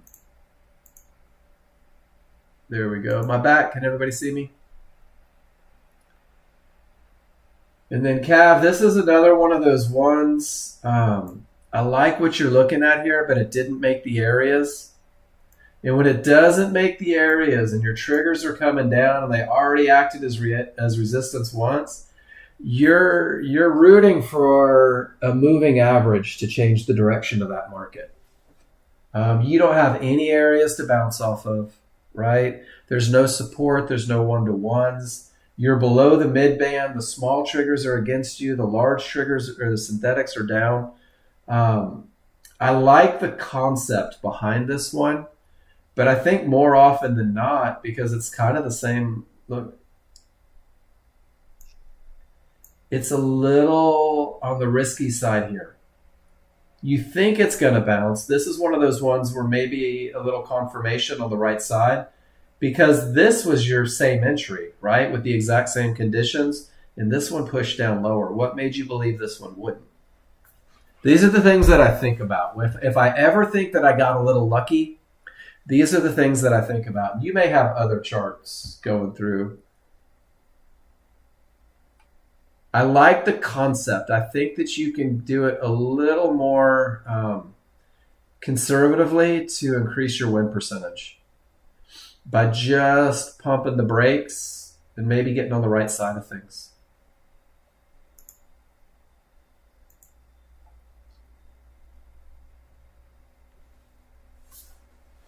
And then Tony, pullback, cleared the 1-to-1, almost.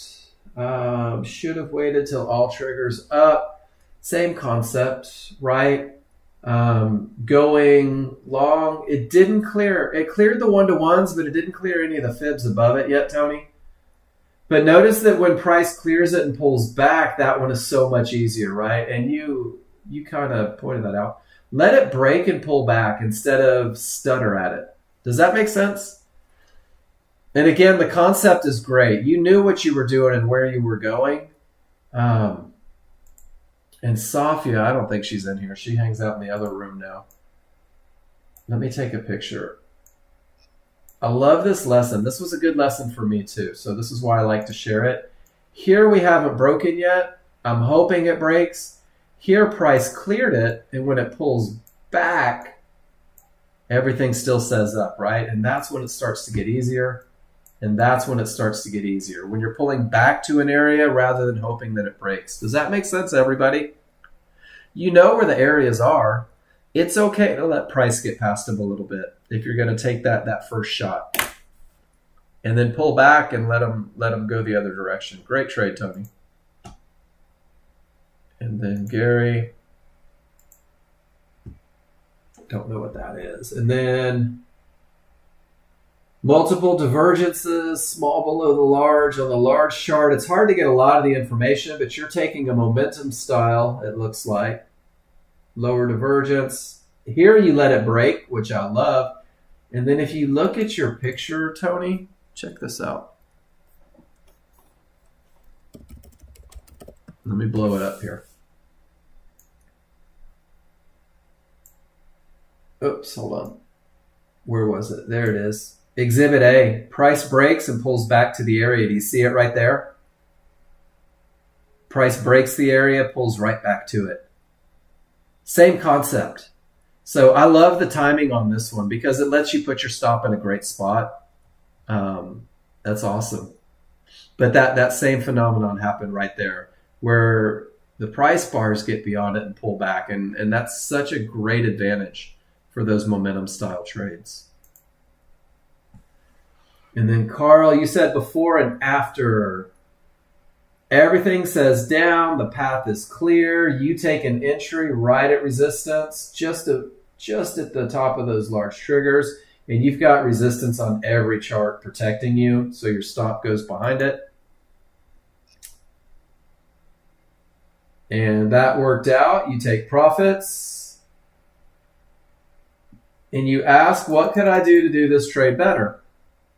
Well, you had a fib update at 65 right here.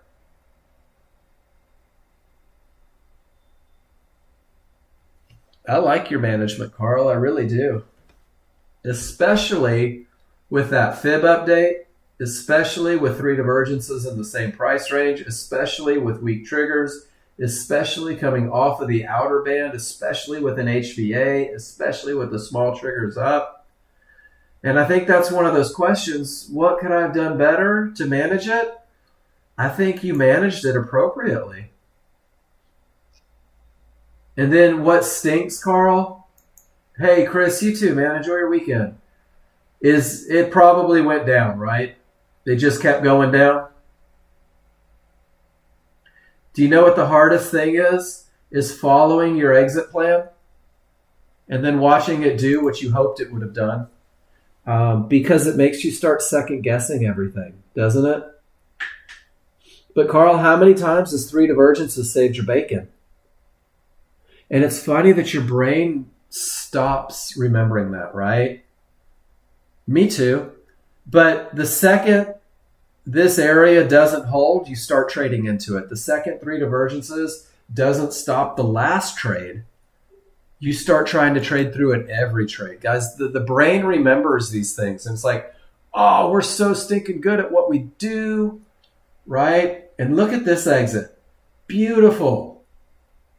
So what if it breaks?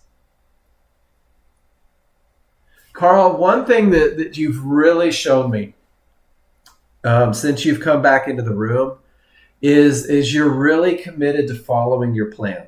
You're really committed to reading and being in the moment, and you don't appear to trade a lot of hope. You don't appear to trade a lot of fear.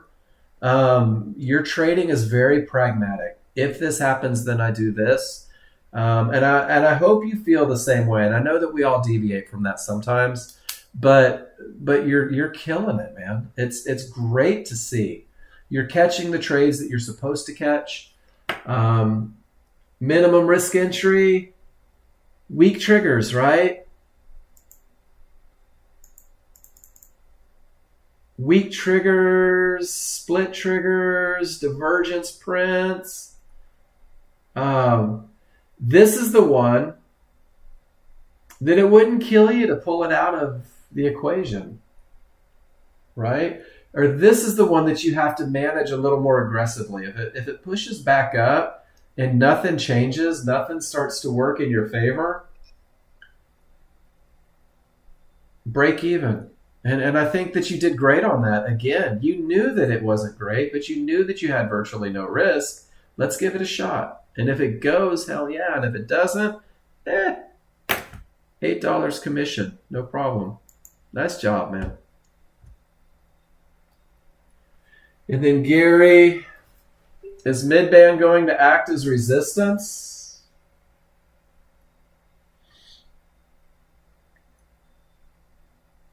Overrun of fib, pivot from space. Is midband going to act as resistance? Double divergence. Smalls on large. Had not yet crossed and did not take trades. Struggling with entries today. So, Gary, you want to talk through it?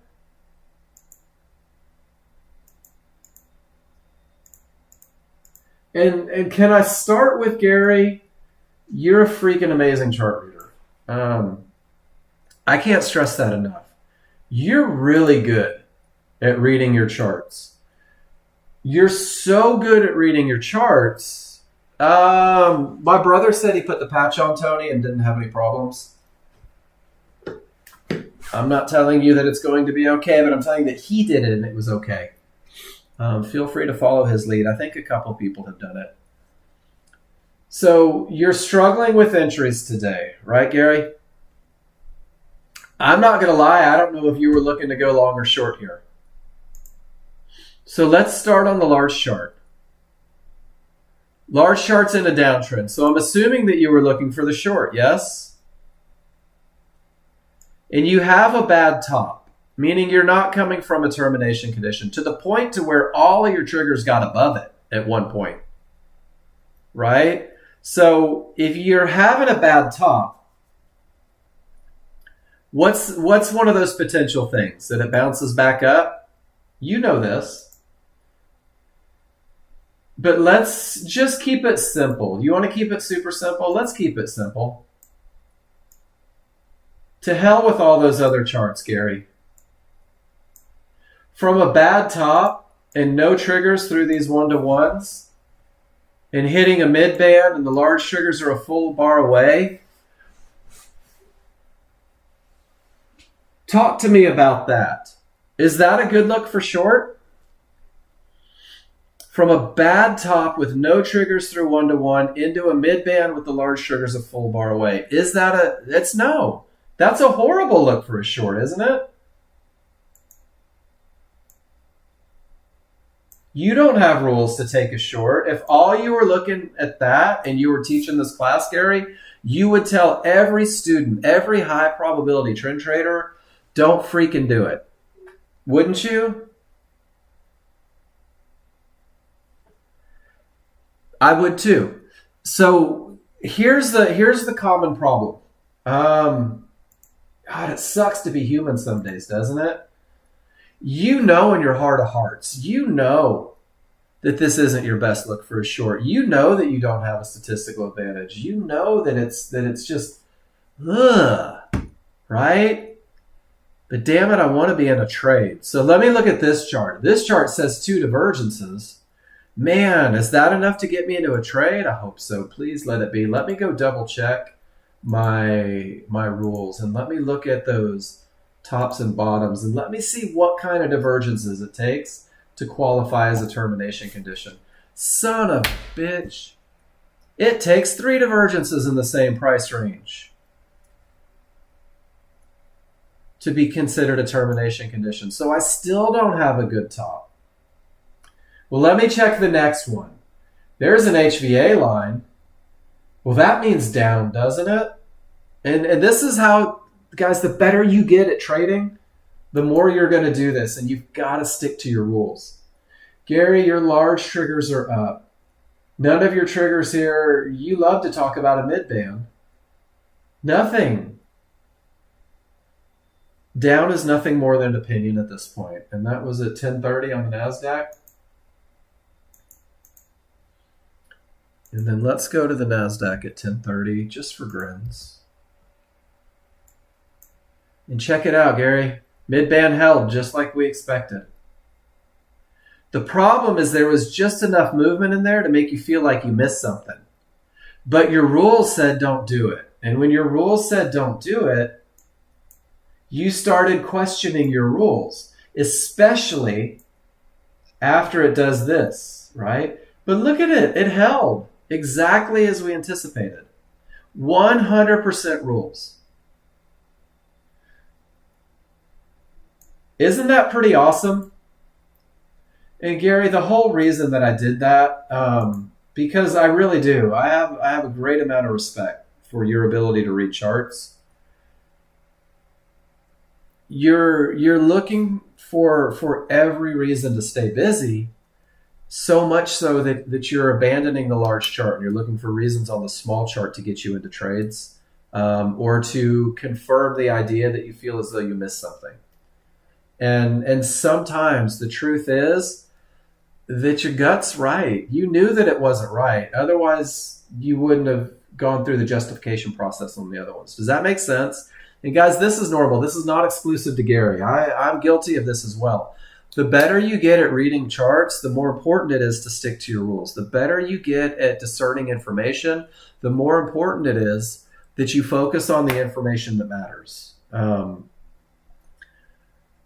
So congratulations, you're an outstanding chart reader. But now change your outstanding chart reading to becoming an outstanding rules follower based off of your chart read. That's the hardest thing to do as a day trader. And Gary, you are right there. And the fact that there's no entries, I love, right? But you're making it harder on yourself. It's exhausting to run through the market and start analyzing everything. And this goes back to Cav. All the different lines, right? They're just lines. They're just lines. Stop giving them so much weight. It's just a loss of momentum. Stop giving it so much weight. Keep it simple, keep it focused, and it becomes pretty easy. And it's easy for me to say that, looking at charts that aren't moving. I know it is, guys. I know it's easy for me to say that. If any one of you that has been with me for 30 days took my microphone, you could teach class like this. Is the mid-band inside of the favorable large triggers? So Dwight, great question. Here's your favorable large triggers. Where's your mid-band?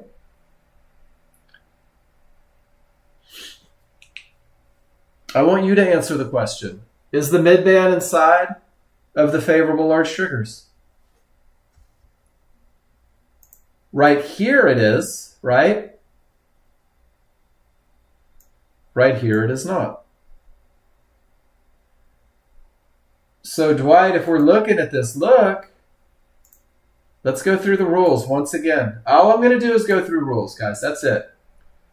Do I have odds favorable momentum? This is how I police myself. Odds favorable momentum? No. Do I have a clear path? I do. If you took this one right here as a medium probability scenario from an area inside of favorable large triggers with a clear path and weak triggers, this is a medium probability trade that has to be managed. And it didn't give you divergences or hit anything to manage, so you probably just took the loser. And you may have taken the loser before it ever bounced off of support. It's a medium probability. How come? Well, because we forfeited. And I like to use that word forfeiting because, guys, you're going to knowingly give it up. What did we get rid of in that equation? Does that make sense, Dwight? It didn't have momentum. What does momentum do? This is why I think momentum is the one that, in my opinion, I don't ever want to fight or live without. Because when I have momentum, the market is likely to continue in the direction of the trend. And when I have a loss of momentum, I have no freaking idea. No freaking idea what the market's going to do. So I love momentum. Does that make sense, Dwight? I think that you had a shot at a medium probability on the first pullback. And then after that, it was just party over. Does that make sense to anybody? All I do is break it down to advantages.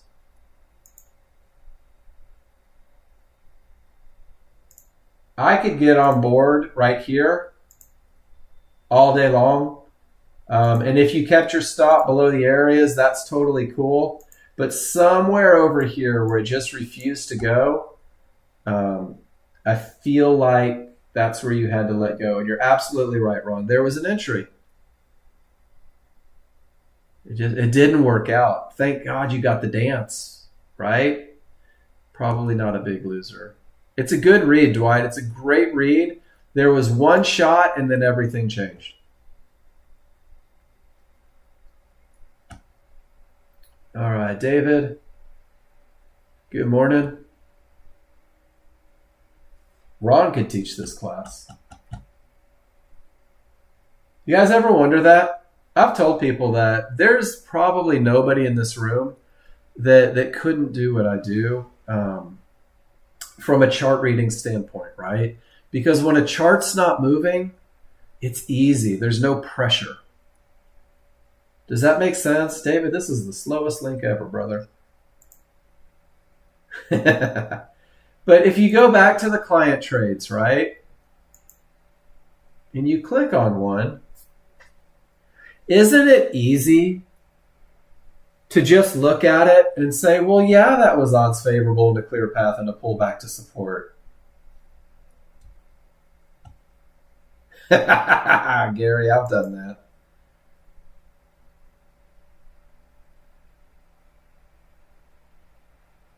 All right, David. Odds favorable coming off of the term. Everything says down and it's 50-50, right? Divergence prints on a 50-50. You're willing to take it. Second divergence, managed out. I like it. With this look leading into it, with these triggers rocking down, if you take it with one, you know that you have to be careful. Solid work, David.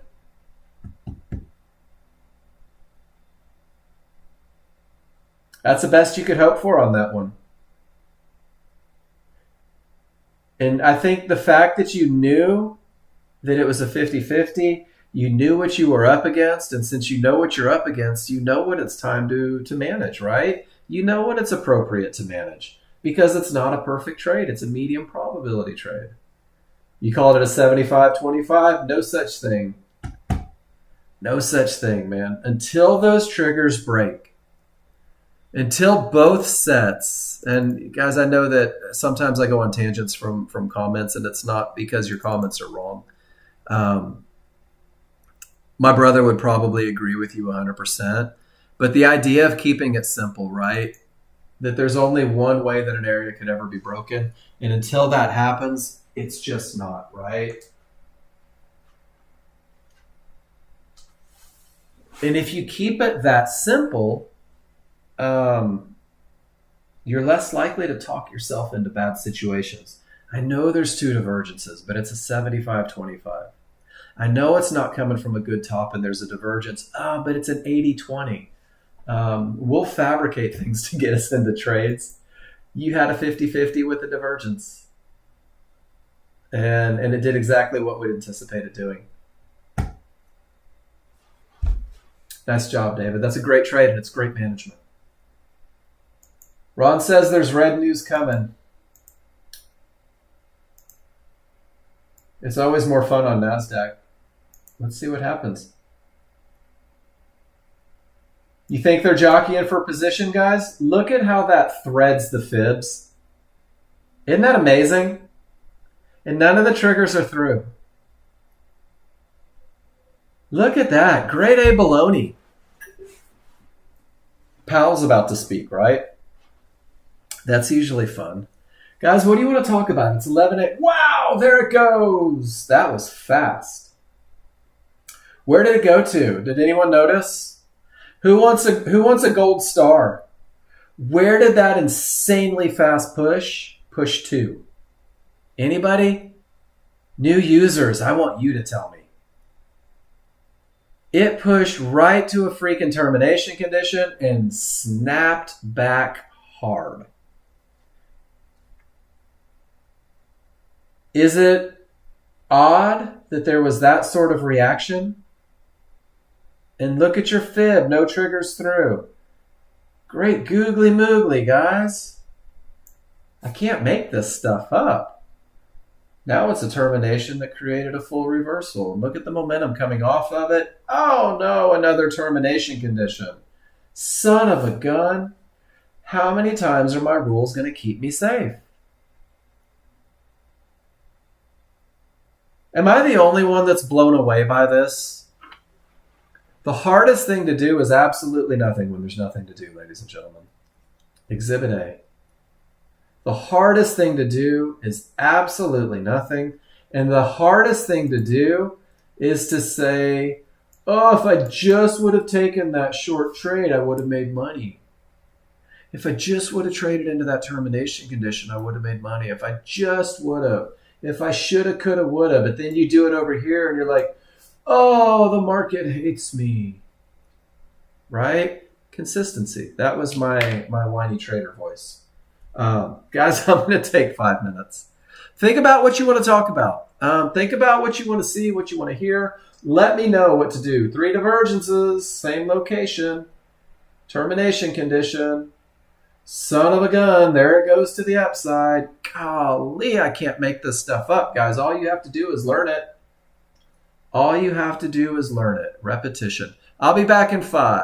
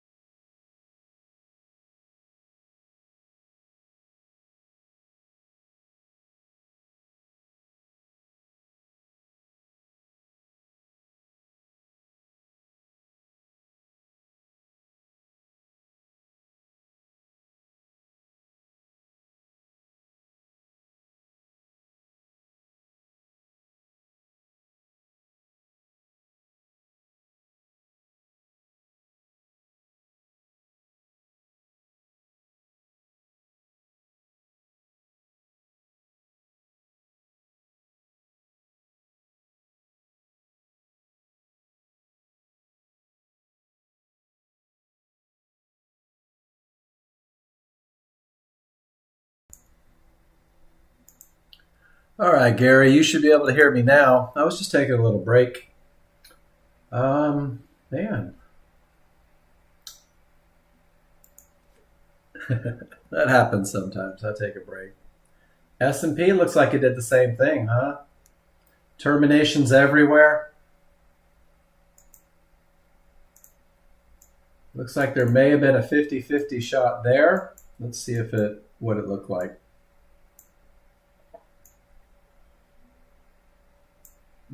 Some of you might take it, some of you might not.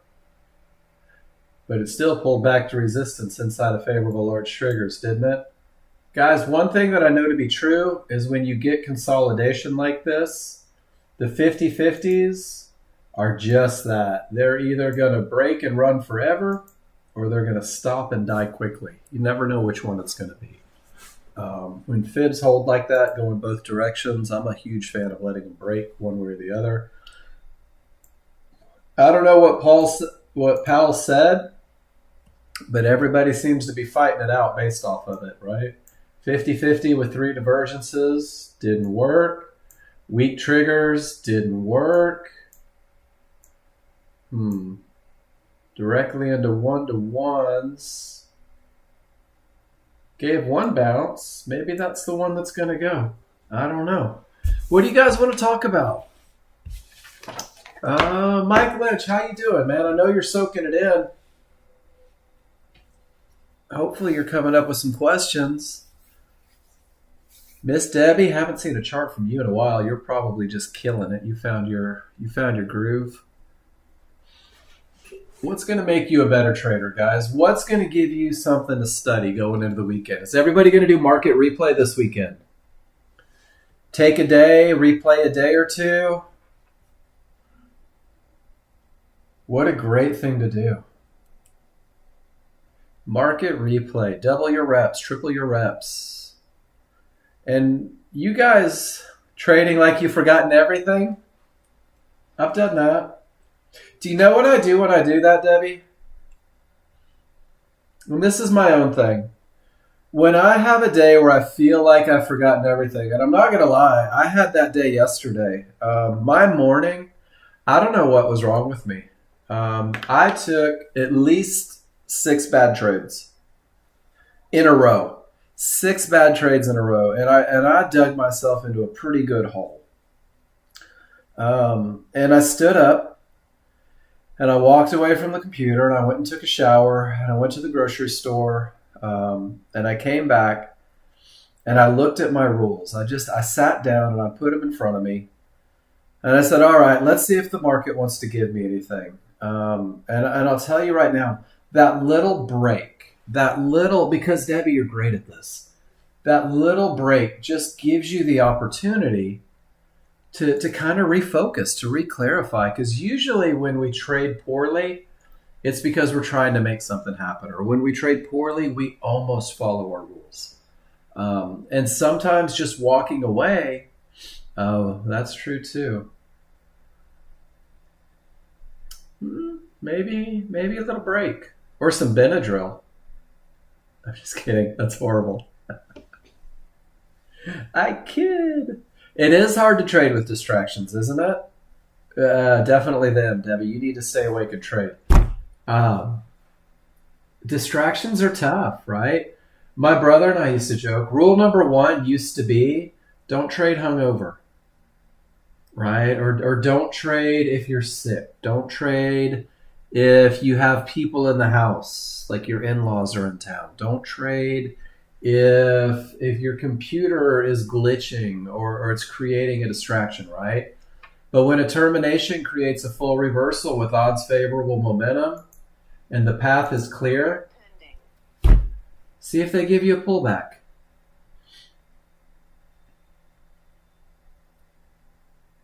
And you know what, Cav? I tend to agree with that.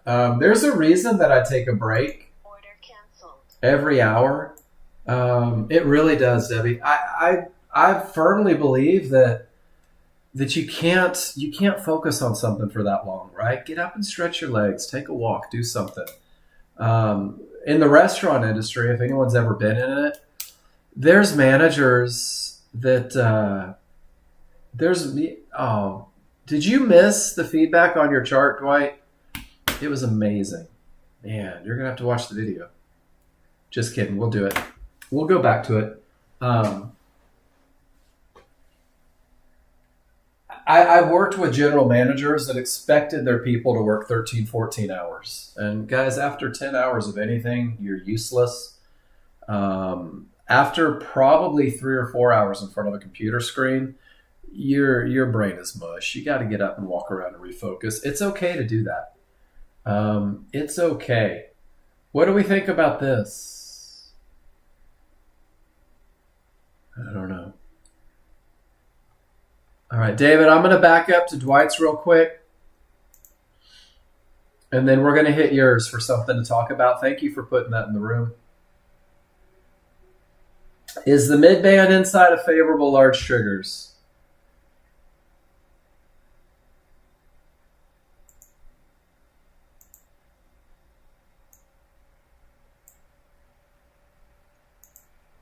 It is here. It isn't here. It is here, right? Oh, there's your arrow. So we're talking about down here, right?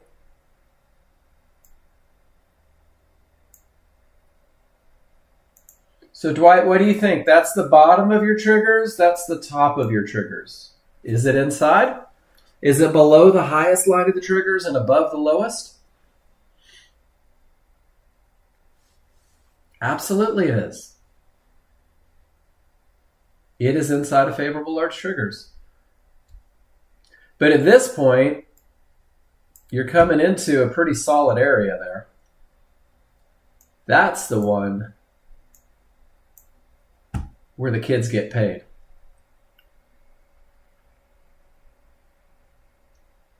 But yeah, absolutely, Dwight, it's inside. What has you confused about it? Is it because, and let me just see if I can dissect it. Maybe we can get help for everybody. Because I think I've had this question before. So the large triggers are down here, right? So you hear favorable large and you think, oh, but that's not inside the large, that's inside the synthetic. Is that right? Because that's been a question that I've had before. Remember that the large and the synthetic work together. It is like two pieces of the same puzzle, and they work together. And the tighter they are on top of each other, the smaller your area, the wider they become apart, the bigger your area. Does that make sense, Dwight? So even though they're still in the synthetic, it's a group effort. So there's my favorable large triggers, and you can see as it comes up, they're even tighter on one another here. And they begin to loosen up a little bit over here. It doesn't matter. They work together. They work together to create favorable large triggers. So that one is in the synth. 100%. It's not even in the large triggers. Do you see that? That midband's inside of the synthetics. It's not inside the large at all. But the large and the synthetics work together to create the range. Does that make sense? It's totally inside the synthetics. I think that was a great question, man, because it hopefully is clearing some stuff up. The two work together to create favorable large triggers. And it's those two, synthetic and large, working. So the tighter they are on top of one another, the smaller your window of opportunity. And then let me show you this one. Because you know I have pictures for everything. When they split, we're still looking for areas inside of the triggers, but look at how big that window becomes, and you just don't know where it's going to go. And that's why when they're one on top of the other, the tighter they are, the smaller that window becomes. Great question, Dwight. Nope, they worked. It's a team effort between the large and the synthetic. So the more they're overlapped on one another, the smaller the window becomes. The further they get from one another, because remember, it's a moving average. Where's it going to correct to? Hell, I don't know. This gives you the most concise entries, but they do work together. So there will be times where, let me see if I can find a good picture of it because I love pictures. There may be times, see how they overlap just a wee bit here, and your areas are more inside of the large than the synthetic. That kind of gives you that little look. Here, they're inside the large, not the synthetic, but it's still the area inside. Here, it's really more synthetic than large. They're not inside the large, but they're inside the synthetic. So be okay with the idea that it's just from the highest line to the lowest line. Look for the areas inside. Amazing question. Ooh, that's a termination condition, isn't it? All right, David, let's talk, brother. Termination, that's a good bottom. However, it is a 50-50. Rule number 3, area inside of the large triggers, small triggers above the large triggers. Divergence prints, but not near an area.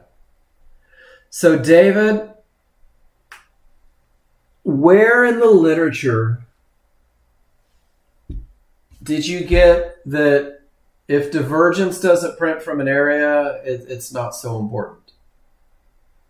This is your brain making up rules.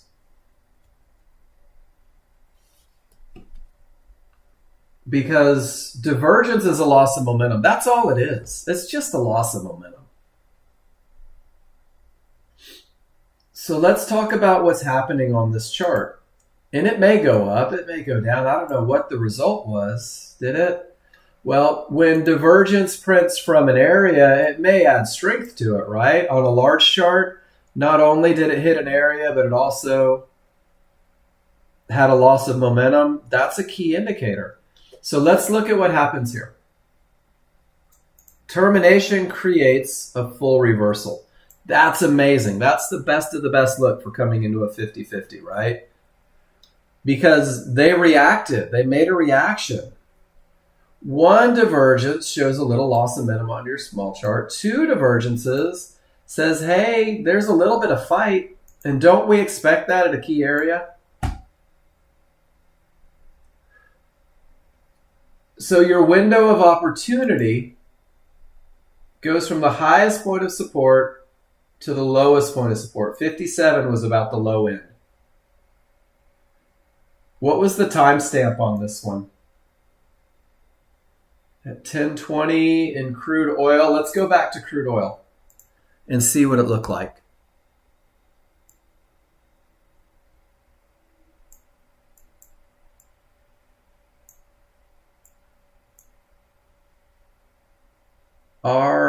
Our crude, oh, that was yesterday? Okay.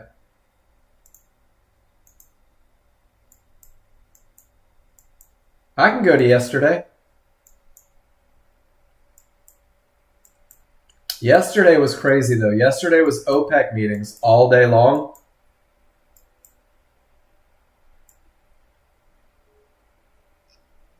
Hey, you too, Cav. Always enjoy you being here, giving us things to look at. David, are you in a different time zone than I am? Or is your computer in a different time zone? Okay, so I'm 11:20. Is this it? 50-50? Well, you said it went up, though.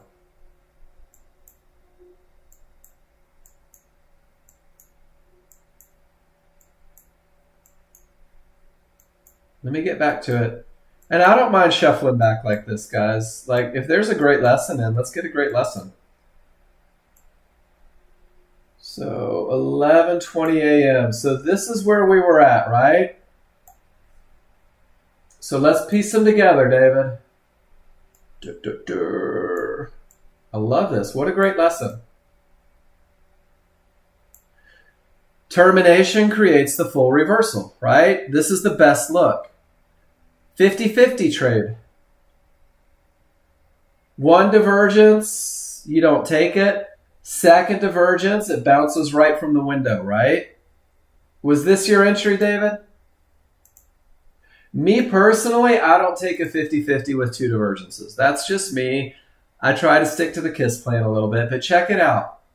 It goes up and it looks good, right? There's your third divergence in the same price range with weak triggers. There's your fourth divergence, even lower with weaker triggers. There's your reversal, brother. So, David, if you took the trade, it's beautiful. The market gave you a management opportunity. And let's talk about what happened on the second divergence. And this doesn't always happen, but this is a pattern that repeats itself. When I get this pivot stop out above, David, very often I end up with a pivot stop out below. In that second divergence, my expectation is that it's going to reach or exceed that previous pivot. Have you ever heard that?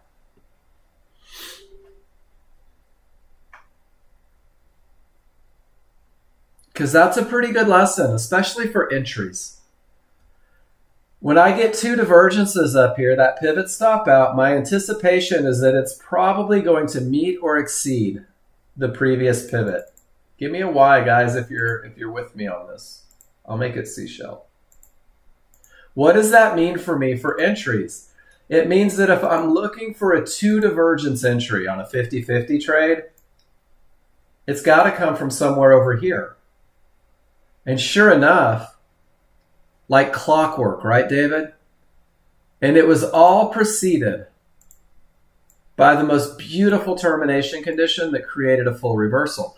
So if you're going to go against two divergences on a 50-50, now you have something in your arsenal to help you pick the best. Instead of trying to get in up here, right, and panicking a little bit when it pushes lower, you're like, well, hold it. Let me create expectations based on patterns, and it's probably going to go to that direction. And it still lines up with areas, and they're still inside of favorable large triggers. And it's pretty awesome because this is another one of those patterns that repeats itself over and over and over. And you were looking at the mid-band inside of favorable large triggers, right? But you weren't looking at the one-to-ones. You weren't looking at the Fibonacci area, just the mid-band. You guys give a moving average way too much credit. I love a mid-band if it's the only thing, but I get excited about one-to-ones. I get excited about fibs, right? But they all came together in that same area. But the cool thing is, David, is that is very much a pattern that repeats itself. And I think we just saw it here, right? There's two divergences. There it is exceeding. And since I have resistance right there, it makes sense to take the trade. I may have a couple other that look like that.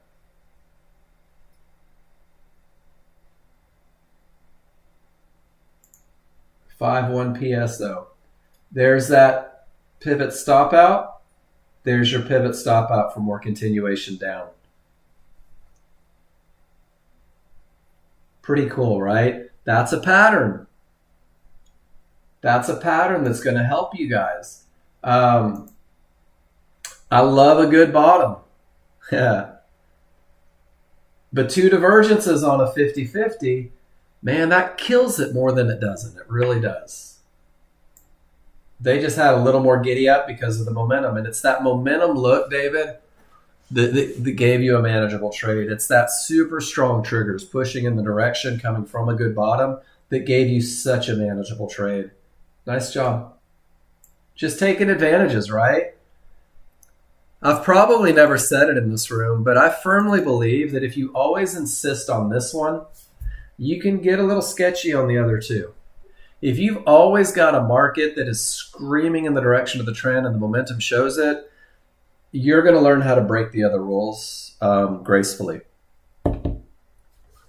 I don't encourage it, but you'll see the same patterns enough that you'll get to that point. If you're not winning more than you're losing, probably would do you well to stick to the plan for a little bit. Great lesson there, David. Hey, JW, have a good one, man. Thank you for being here. 50-50 on a pivot stop out with divergence. What'd the market do? It went up. Gosh. Guys, I can't make this up. Check it out, David. 2 divergences. 50-50 from a good top. This is why it's in the KISS plan. Because that happens more often than yours. Than the one that you showed. More often than the one you showed, that's your result on a 50-50 with 2 divergences. And sometimes even a 50-50 with 1 divergence. I'm telling you, divergence is a killer on 50-50s. That's a good bottom. That's a 50-50. That's no divergence creating a bounce. There's a second divergence, and it pushed lower. Took out the previous pivot. Should we see if divergence kills this 50-50? Or are they going to convince us to break our rules?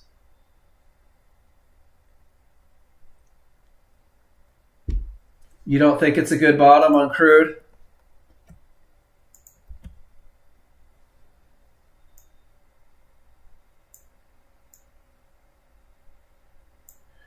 Pivot stop out.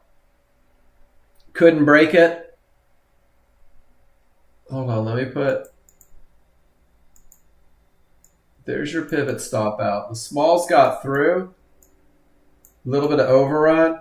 But look what happened in the same area. Divergence, divergence, divergence, right? Divergence, divergence, divergence, divergence, divergence, divergence. So sometimes when it overruns a little bit, these 3 divergences will help you go, yeah. And even if you don't call it a good bottom, that's okay. It's a 50-50 that didn't work. It's not a strong bottom. None of the triggers got through there. Technically, that's a strong top. And it's a strong top that gave you a 50-50. No divergence, bounced right off the area. Divergence hits, off it goes. I like a termination condition that creates a full reversal. I'm a big fan of language. Term that creates a full reversal. So for me, in order to have a termination that creates a full reversal, what I really need to see in my own little world, and I'll share it with you guys because I love sharing my own little world with you, is I need a no triggers through termination condition, right, David? And I think that's probably we're on the exact same page. Whether it's a fib, whether it's 1-to-1s, or even if it is a pivot stop out, I need a no triggers through. I need to know that they hit that area and they got shut down. Because that's where decisions are made.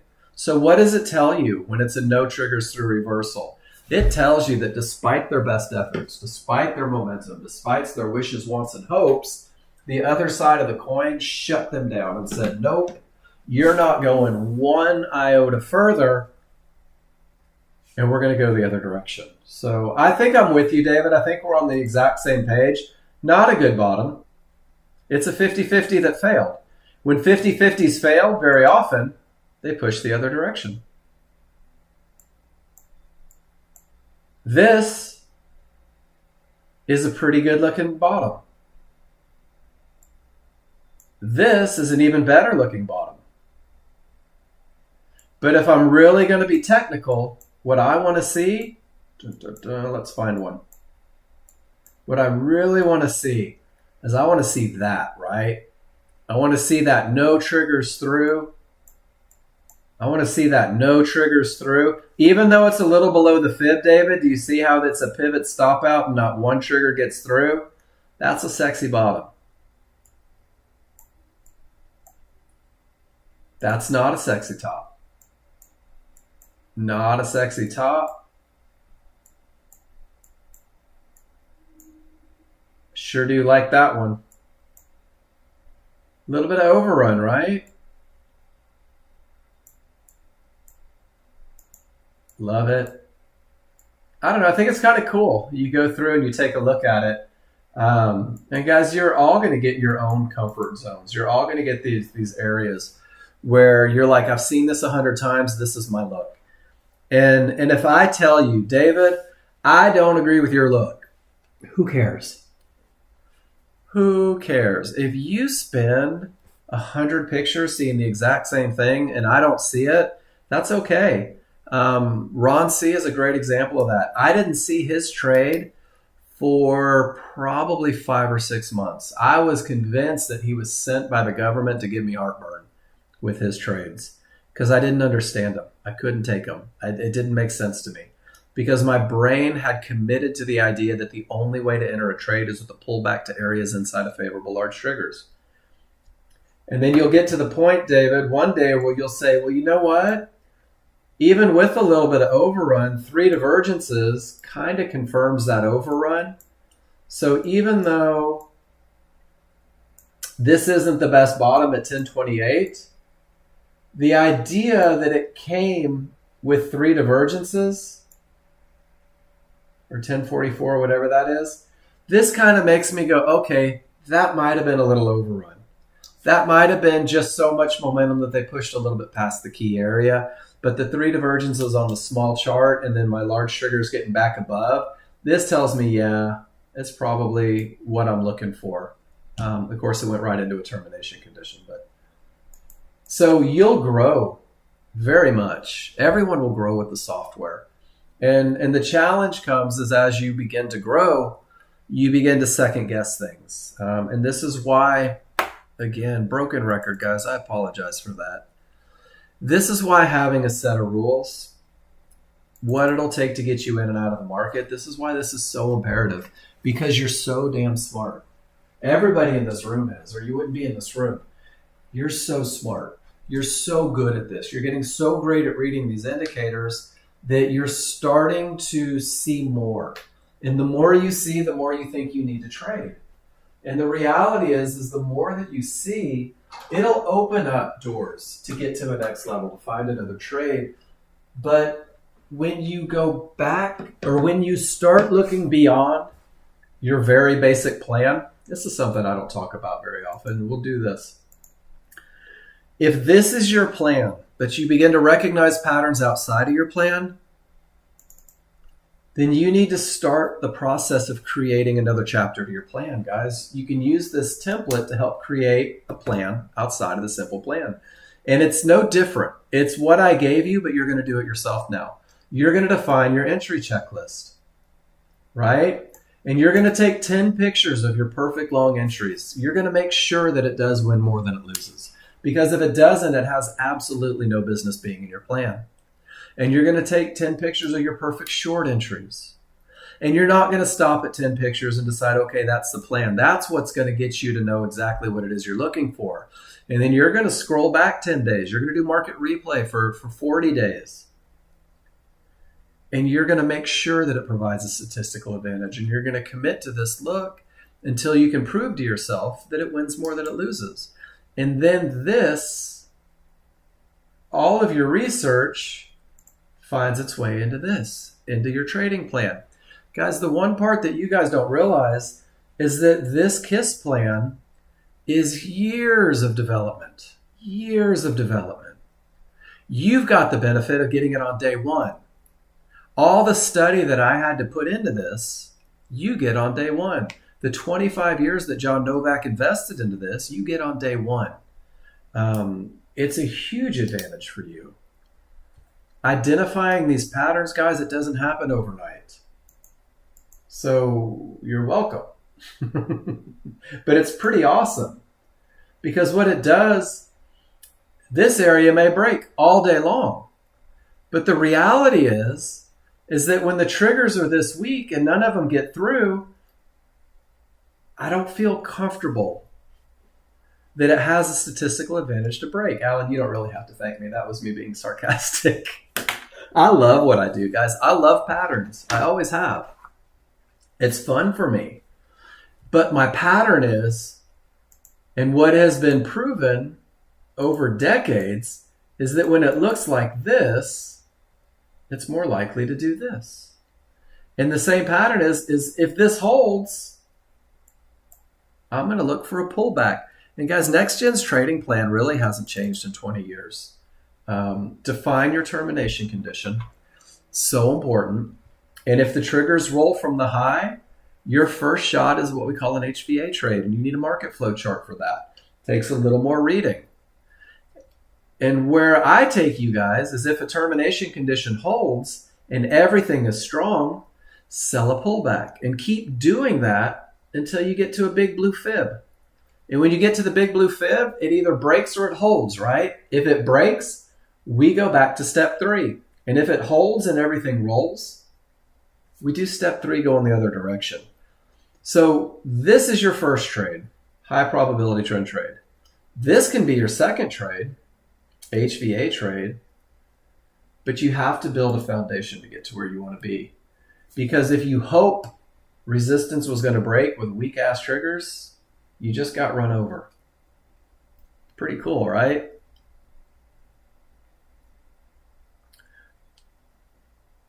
And don't kid yourself. You're going to take hope trades. Hey, Carl, thank you for being here. You really are, brother. You're killing it. It's a lot of fun watching you. It's a lot of fun watching all of you guys. I remember when some of you didn't know what momentum was. And now you're showing me amazing trades all the time, right? We all hope. Hope fuels you, right? But hope doesn't do much. I love hope, guys. Hope's got no place in trading. I would rather be able to look at my indicators and say I have a statistical advantage. And then once I'm in the right trade, right? If I'm in this short trade, I hope it continues. That makes sense. Don't let your entries be fueled by hope. Indicators take a lot of that out of the equation. It's kind of cool the way that works. Oh, what do you guys want to talk about? It's Friday. Crude's into a termination condition. The NASDAQ had the ugly 50-50. If you took the first shot, divergence said get out. Who knows what's going to happen? S&P's got the ugly 50-50. Divergence printed again. I'll be darned. How many 50-50 trades with divergence do you have to lose before you stop taking 50-50 trades with divergence? How many areas outside of favorable large triggers do you have to trade from and lose before you stop taking trades from outside of the favorable large triggers? How many times will you forfeit momentum and hope that it breaks the area? Guys, my answer is like 10,000 on each, I think. I'm stubborn. I am so stubborn. But we all get there at our own time, which is why I think it's imperative that you remind yourself that having challenges as a trader, that making mistakes as a trader, it's not indicative of your potential for success. It's very indicative of your nagging need to be human.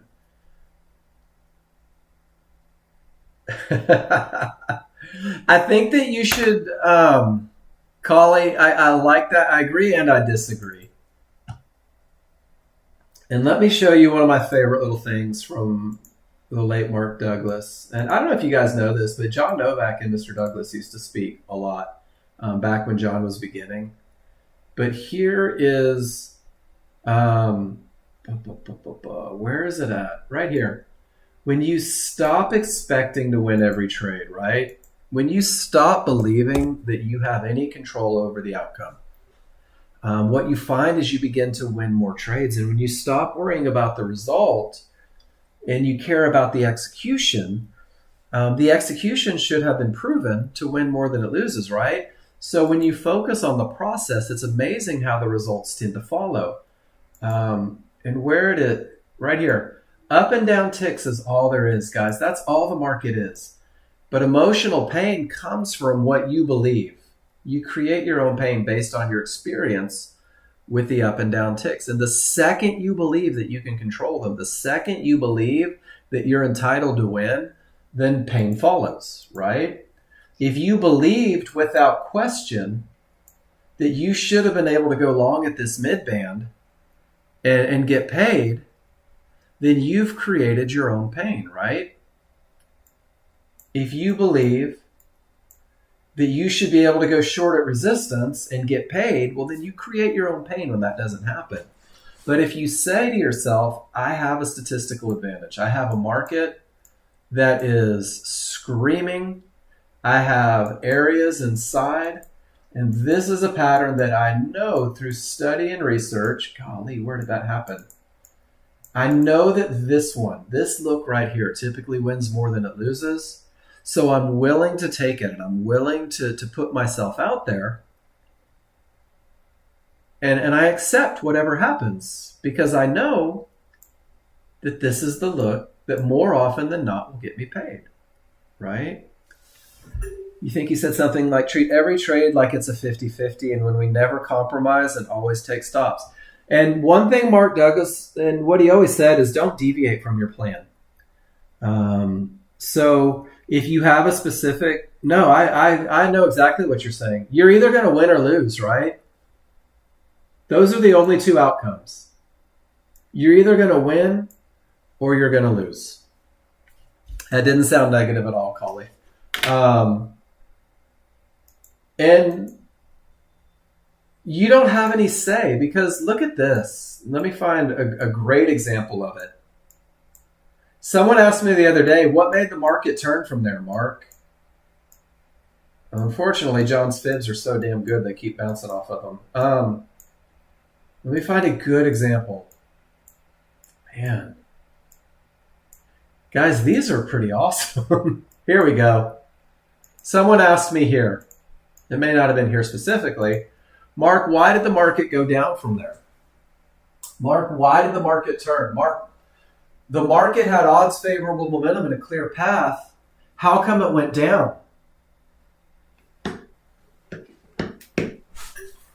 Guys, it went down because somebody sold more than they bought. It went down because buyers took profits. It went down because somebody who's not me made it go down. How easy is that?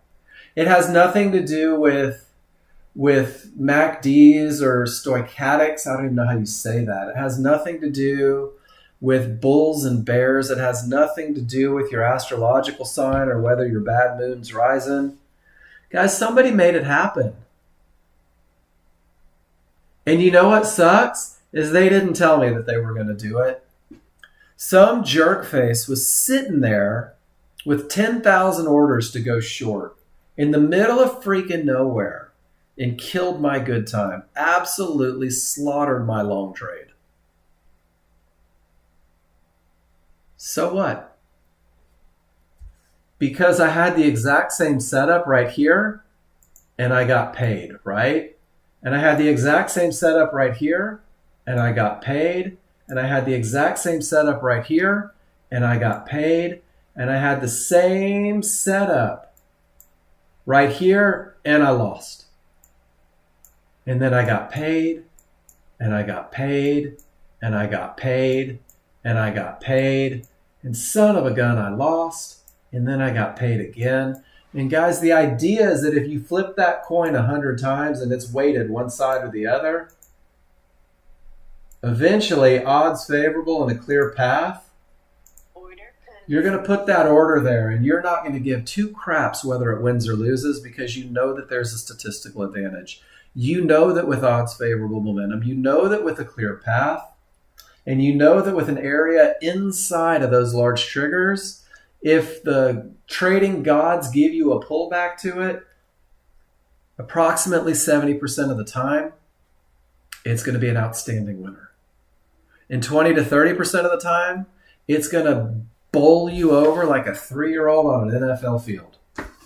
And you don't get to pick which is which. You don't get to pick your winners or your losers. The only thing that you can trade is a statistical advantage. Does that make sense?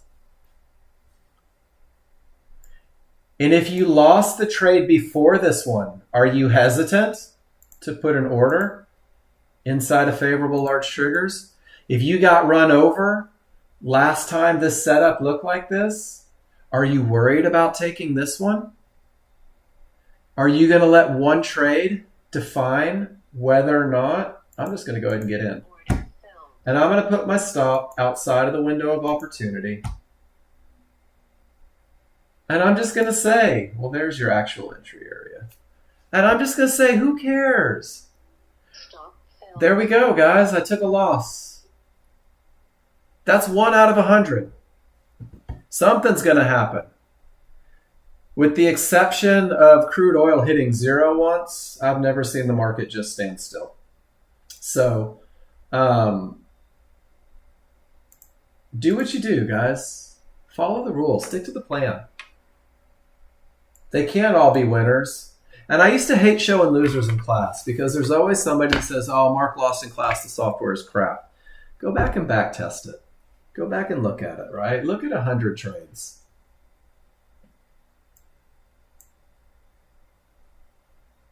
And then it ended up going below. You're absolutely right, Joel. But if you took it at the mid band and got stopped out where it shouldn't go, guys, you lost $100, maybe. And now you just wait for the next great trade. And that's all you can do. And there's your termination to termination to termination. And all you can do is sit on your hands. And there's your weakening triggers with a clear path. And it pulled back to resistance. And I don't know what it's going to do. It's the NASDAQ. The NASDAQ psycho.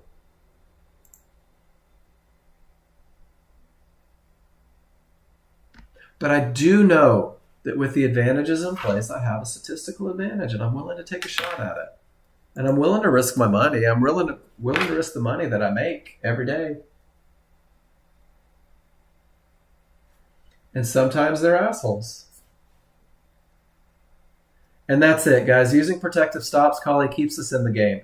Knowing where the market shouldn't go and being willing to exit a position when it goes to that point rather than hoping that it does what you wanted it to do, right? Momentum and trend are still winning. These guys just wanted to push a little lower. I can't control that.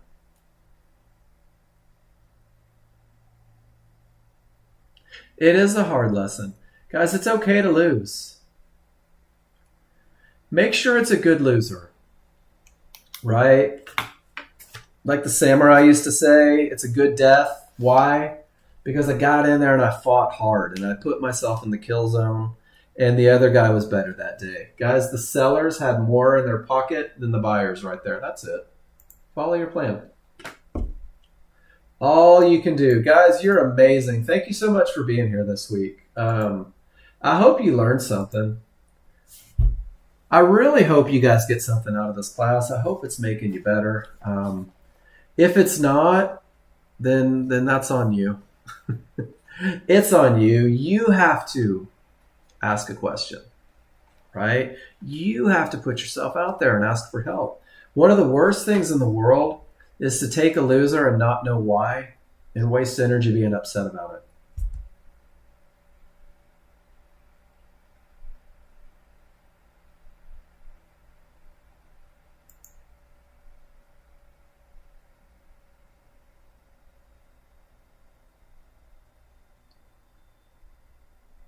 What mid-band did it pull back to? This one? In an HVA? It does, doesn't it?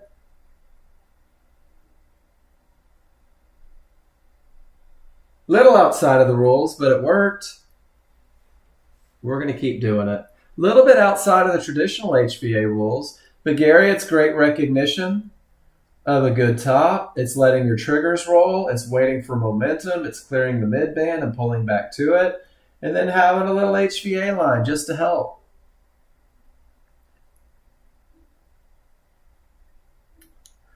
Pretty cool. You guys don't know this, but I'm in full student mode as well. What my brother is teaching in that private class, guys, I had to go through that too because I wanted to learn it. Because I'm going to share with you guys real quick how I approach my brother's.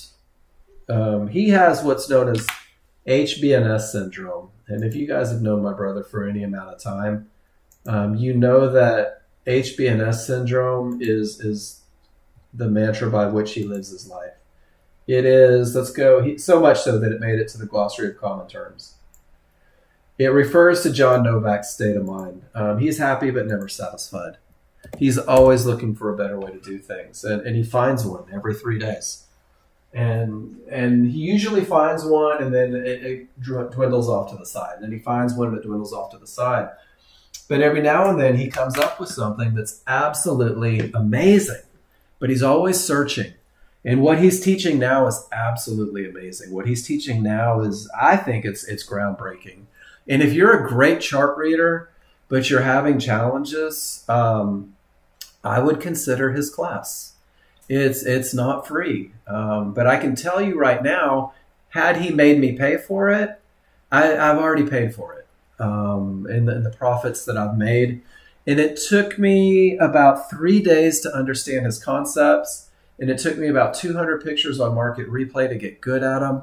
And it took me all the feedback in the world to make sure that I was comfortable. And I know that he's got a couple spots open, guys. And if you're comfortable with your chart reading, but you really want to just kind of refine it a little bit, hopefully he'll start having some of the people from this class go in and talk about what they're doing. But I'm floored by it. And I'm not a salesman, and I don't make any money if you sign up for his class. But I can tell you that it has changed my approach to trading pretty drastically. It has me catching more moves that I would have never thought about catching. It has me taking advantage of opportunities that maybe I didn't see before. And it creates this opportunity for me to catch bigger moves, and to hold for bigger moves, and to get paid more than I normally get paid in these moves. So if you're at that point where it's like, all right, it's time to go next level, I'm doing great, my charts are good, I can follow my rules, go play with my brother for a week. It'll change your life. Gary, I know you're doing it next week. I'll miss you in this room. But I'm going to tell you right now, it's going to focus you. And it's a lot of fun. And I'll tell you guys, I think my brother's full of shit 90% of the time. He's not, but I'm his sibling, so I'm obligated to think that. So I am probably his biggest critic when it comes to methodology and stuff. And I fight him. And it cost me a lot of money fighting him when I started with the software. It cost me a lot of money fighting him when I started the software. It's a sibling thing. It's got to be. But I do have the utmost respect and confidence in what he's teaching right now. And what I teach you guys is exactly what he taught me as well. He's brilliant. I don't know where it happened or when it happened, sometime after he left the house when we were kids. But something to think about. Your salesman can hook you up with it. But I would stand behind it 1,000% and encourage anybody to be a part of that. If it's within your means. So I'm going to end it with that. And guys, sometimes they stop you out and do exactly what they said they were going to do. Jerk faces. If you trade this afternoon, great trading. I hope it's going to be good. If you do Market Replay over the weekend and you want to bring me pictures on Monday, guys, I encourage you, bring me those pictures on Monday. It doesn't have to be the live market to talk about it. Show me what you did for 5 days worth of Market Replay. Just make sure that you annotate those charts. Do I think I'm awesome, Joel? Not at all. I have imposter syndrome all day, every day, with everything. I have imposter syndrome. It's a real thing. I've been tattooing for over a decade, and I still can't figure out why people pay me to draw on them. I love it. The best way to prepare for John's class, Gary, is he'll send you an email with what you need. Thank you for that, Joel. He'll send you an email with what you need. He'll tell you what you should be looking at, what you should be thinking about. He'll have you set up your charts, and then he's going to go full immersive. Just be a student. That's the biggest thing. That's my hardest thing sometimes, is just be a student. It's okay. Joel, you really have to get better. Get better goals. Better idols. I'm just a human. Hey, Mike, thanks for being here, man. Next week, I want to hear from you more. Next week, I want to hear from you. I want to see some pictures, dude. Let's really do this. This is going to be fun. And then Alex, I think he has a space in next week's. And then after that, it's nothing till January. And Gary, he'll send you an email, Gary. I just know that I've done the study. I did mine on NinjaTrader 8. That's probably what he's going to do, but it's the same. If you have to be on 7, he'll make sure you have what you need. He's good for that one. And Alan, I think you'll crush it. Um, like truth be told, Alan, with what you're doing right now, I think you're going to be excited about it. Yeah. So as long as people keep asking him to do it, I think he's going to keep doing it. And he's created a separate room on Discord for you guys that have taken it. So it's going to create a community of people doing what they're doing. And I'm pretty sure he's going to keep a little rein on it from people not giving away the secrets in class. So good stuff. Awesome, guys. I'm going to call it a weekend. I'm going to go look for high probability trend trades for an hour or two. I hit my goal this morning, so I'm at if I lose one, I'm done and still above my goal, which is always a great place to be. Guys, I'll see you Monday morning. Thank you so much for being here. Thank you for taking the time to post. I do appreciate each and every one of you. And welcome to December, guys. And then, Alex, I did answer your question, right, Alex? Get a hold of Mark. See if you can get into that class. You dig it. I think everybody would dig it, to be honest with you. I'm the worst salesman ever, though. So don't trust me. Just go take it. I will see you guys Monday morning. You guys take care.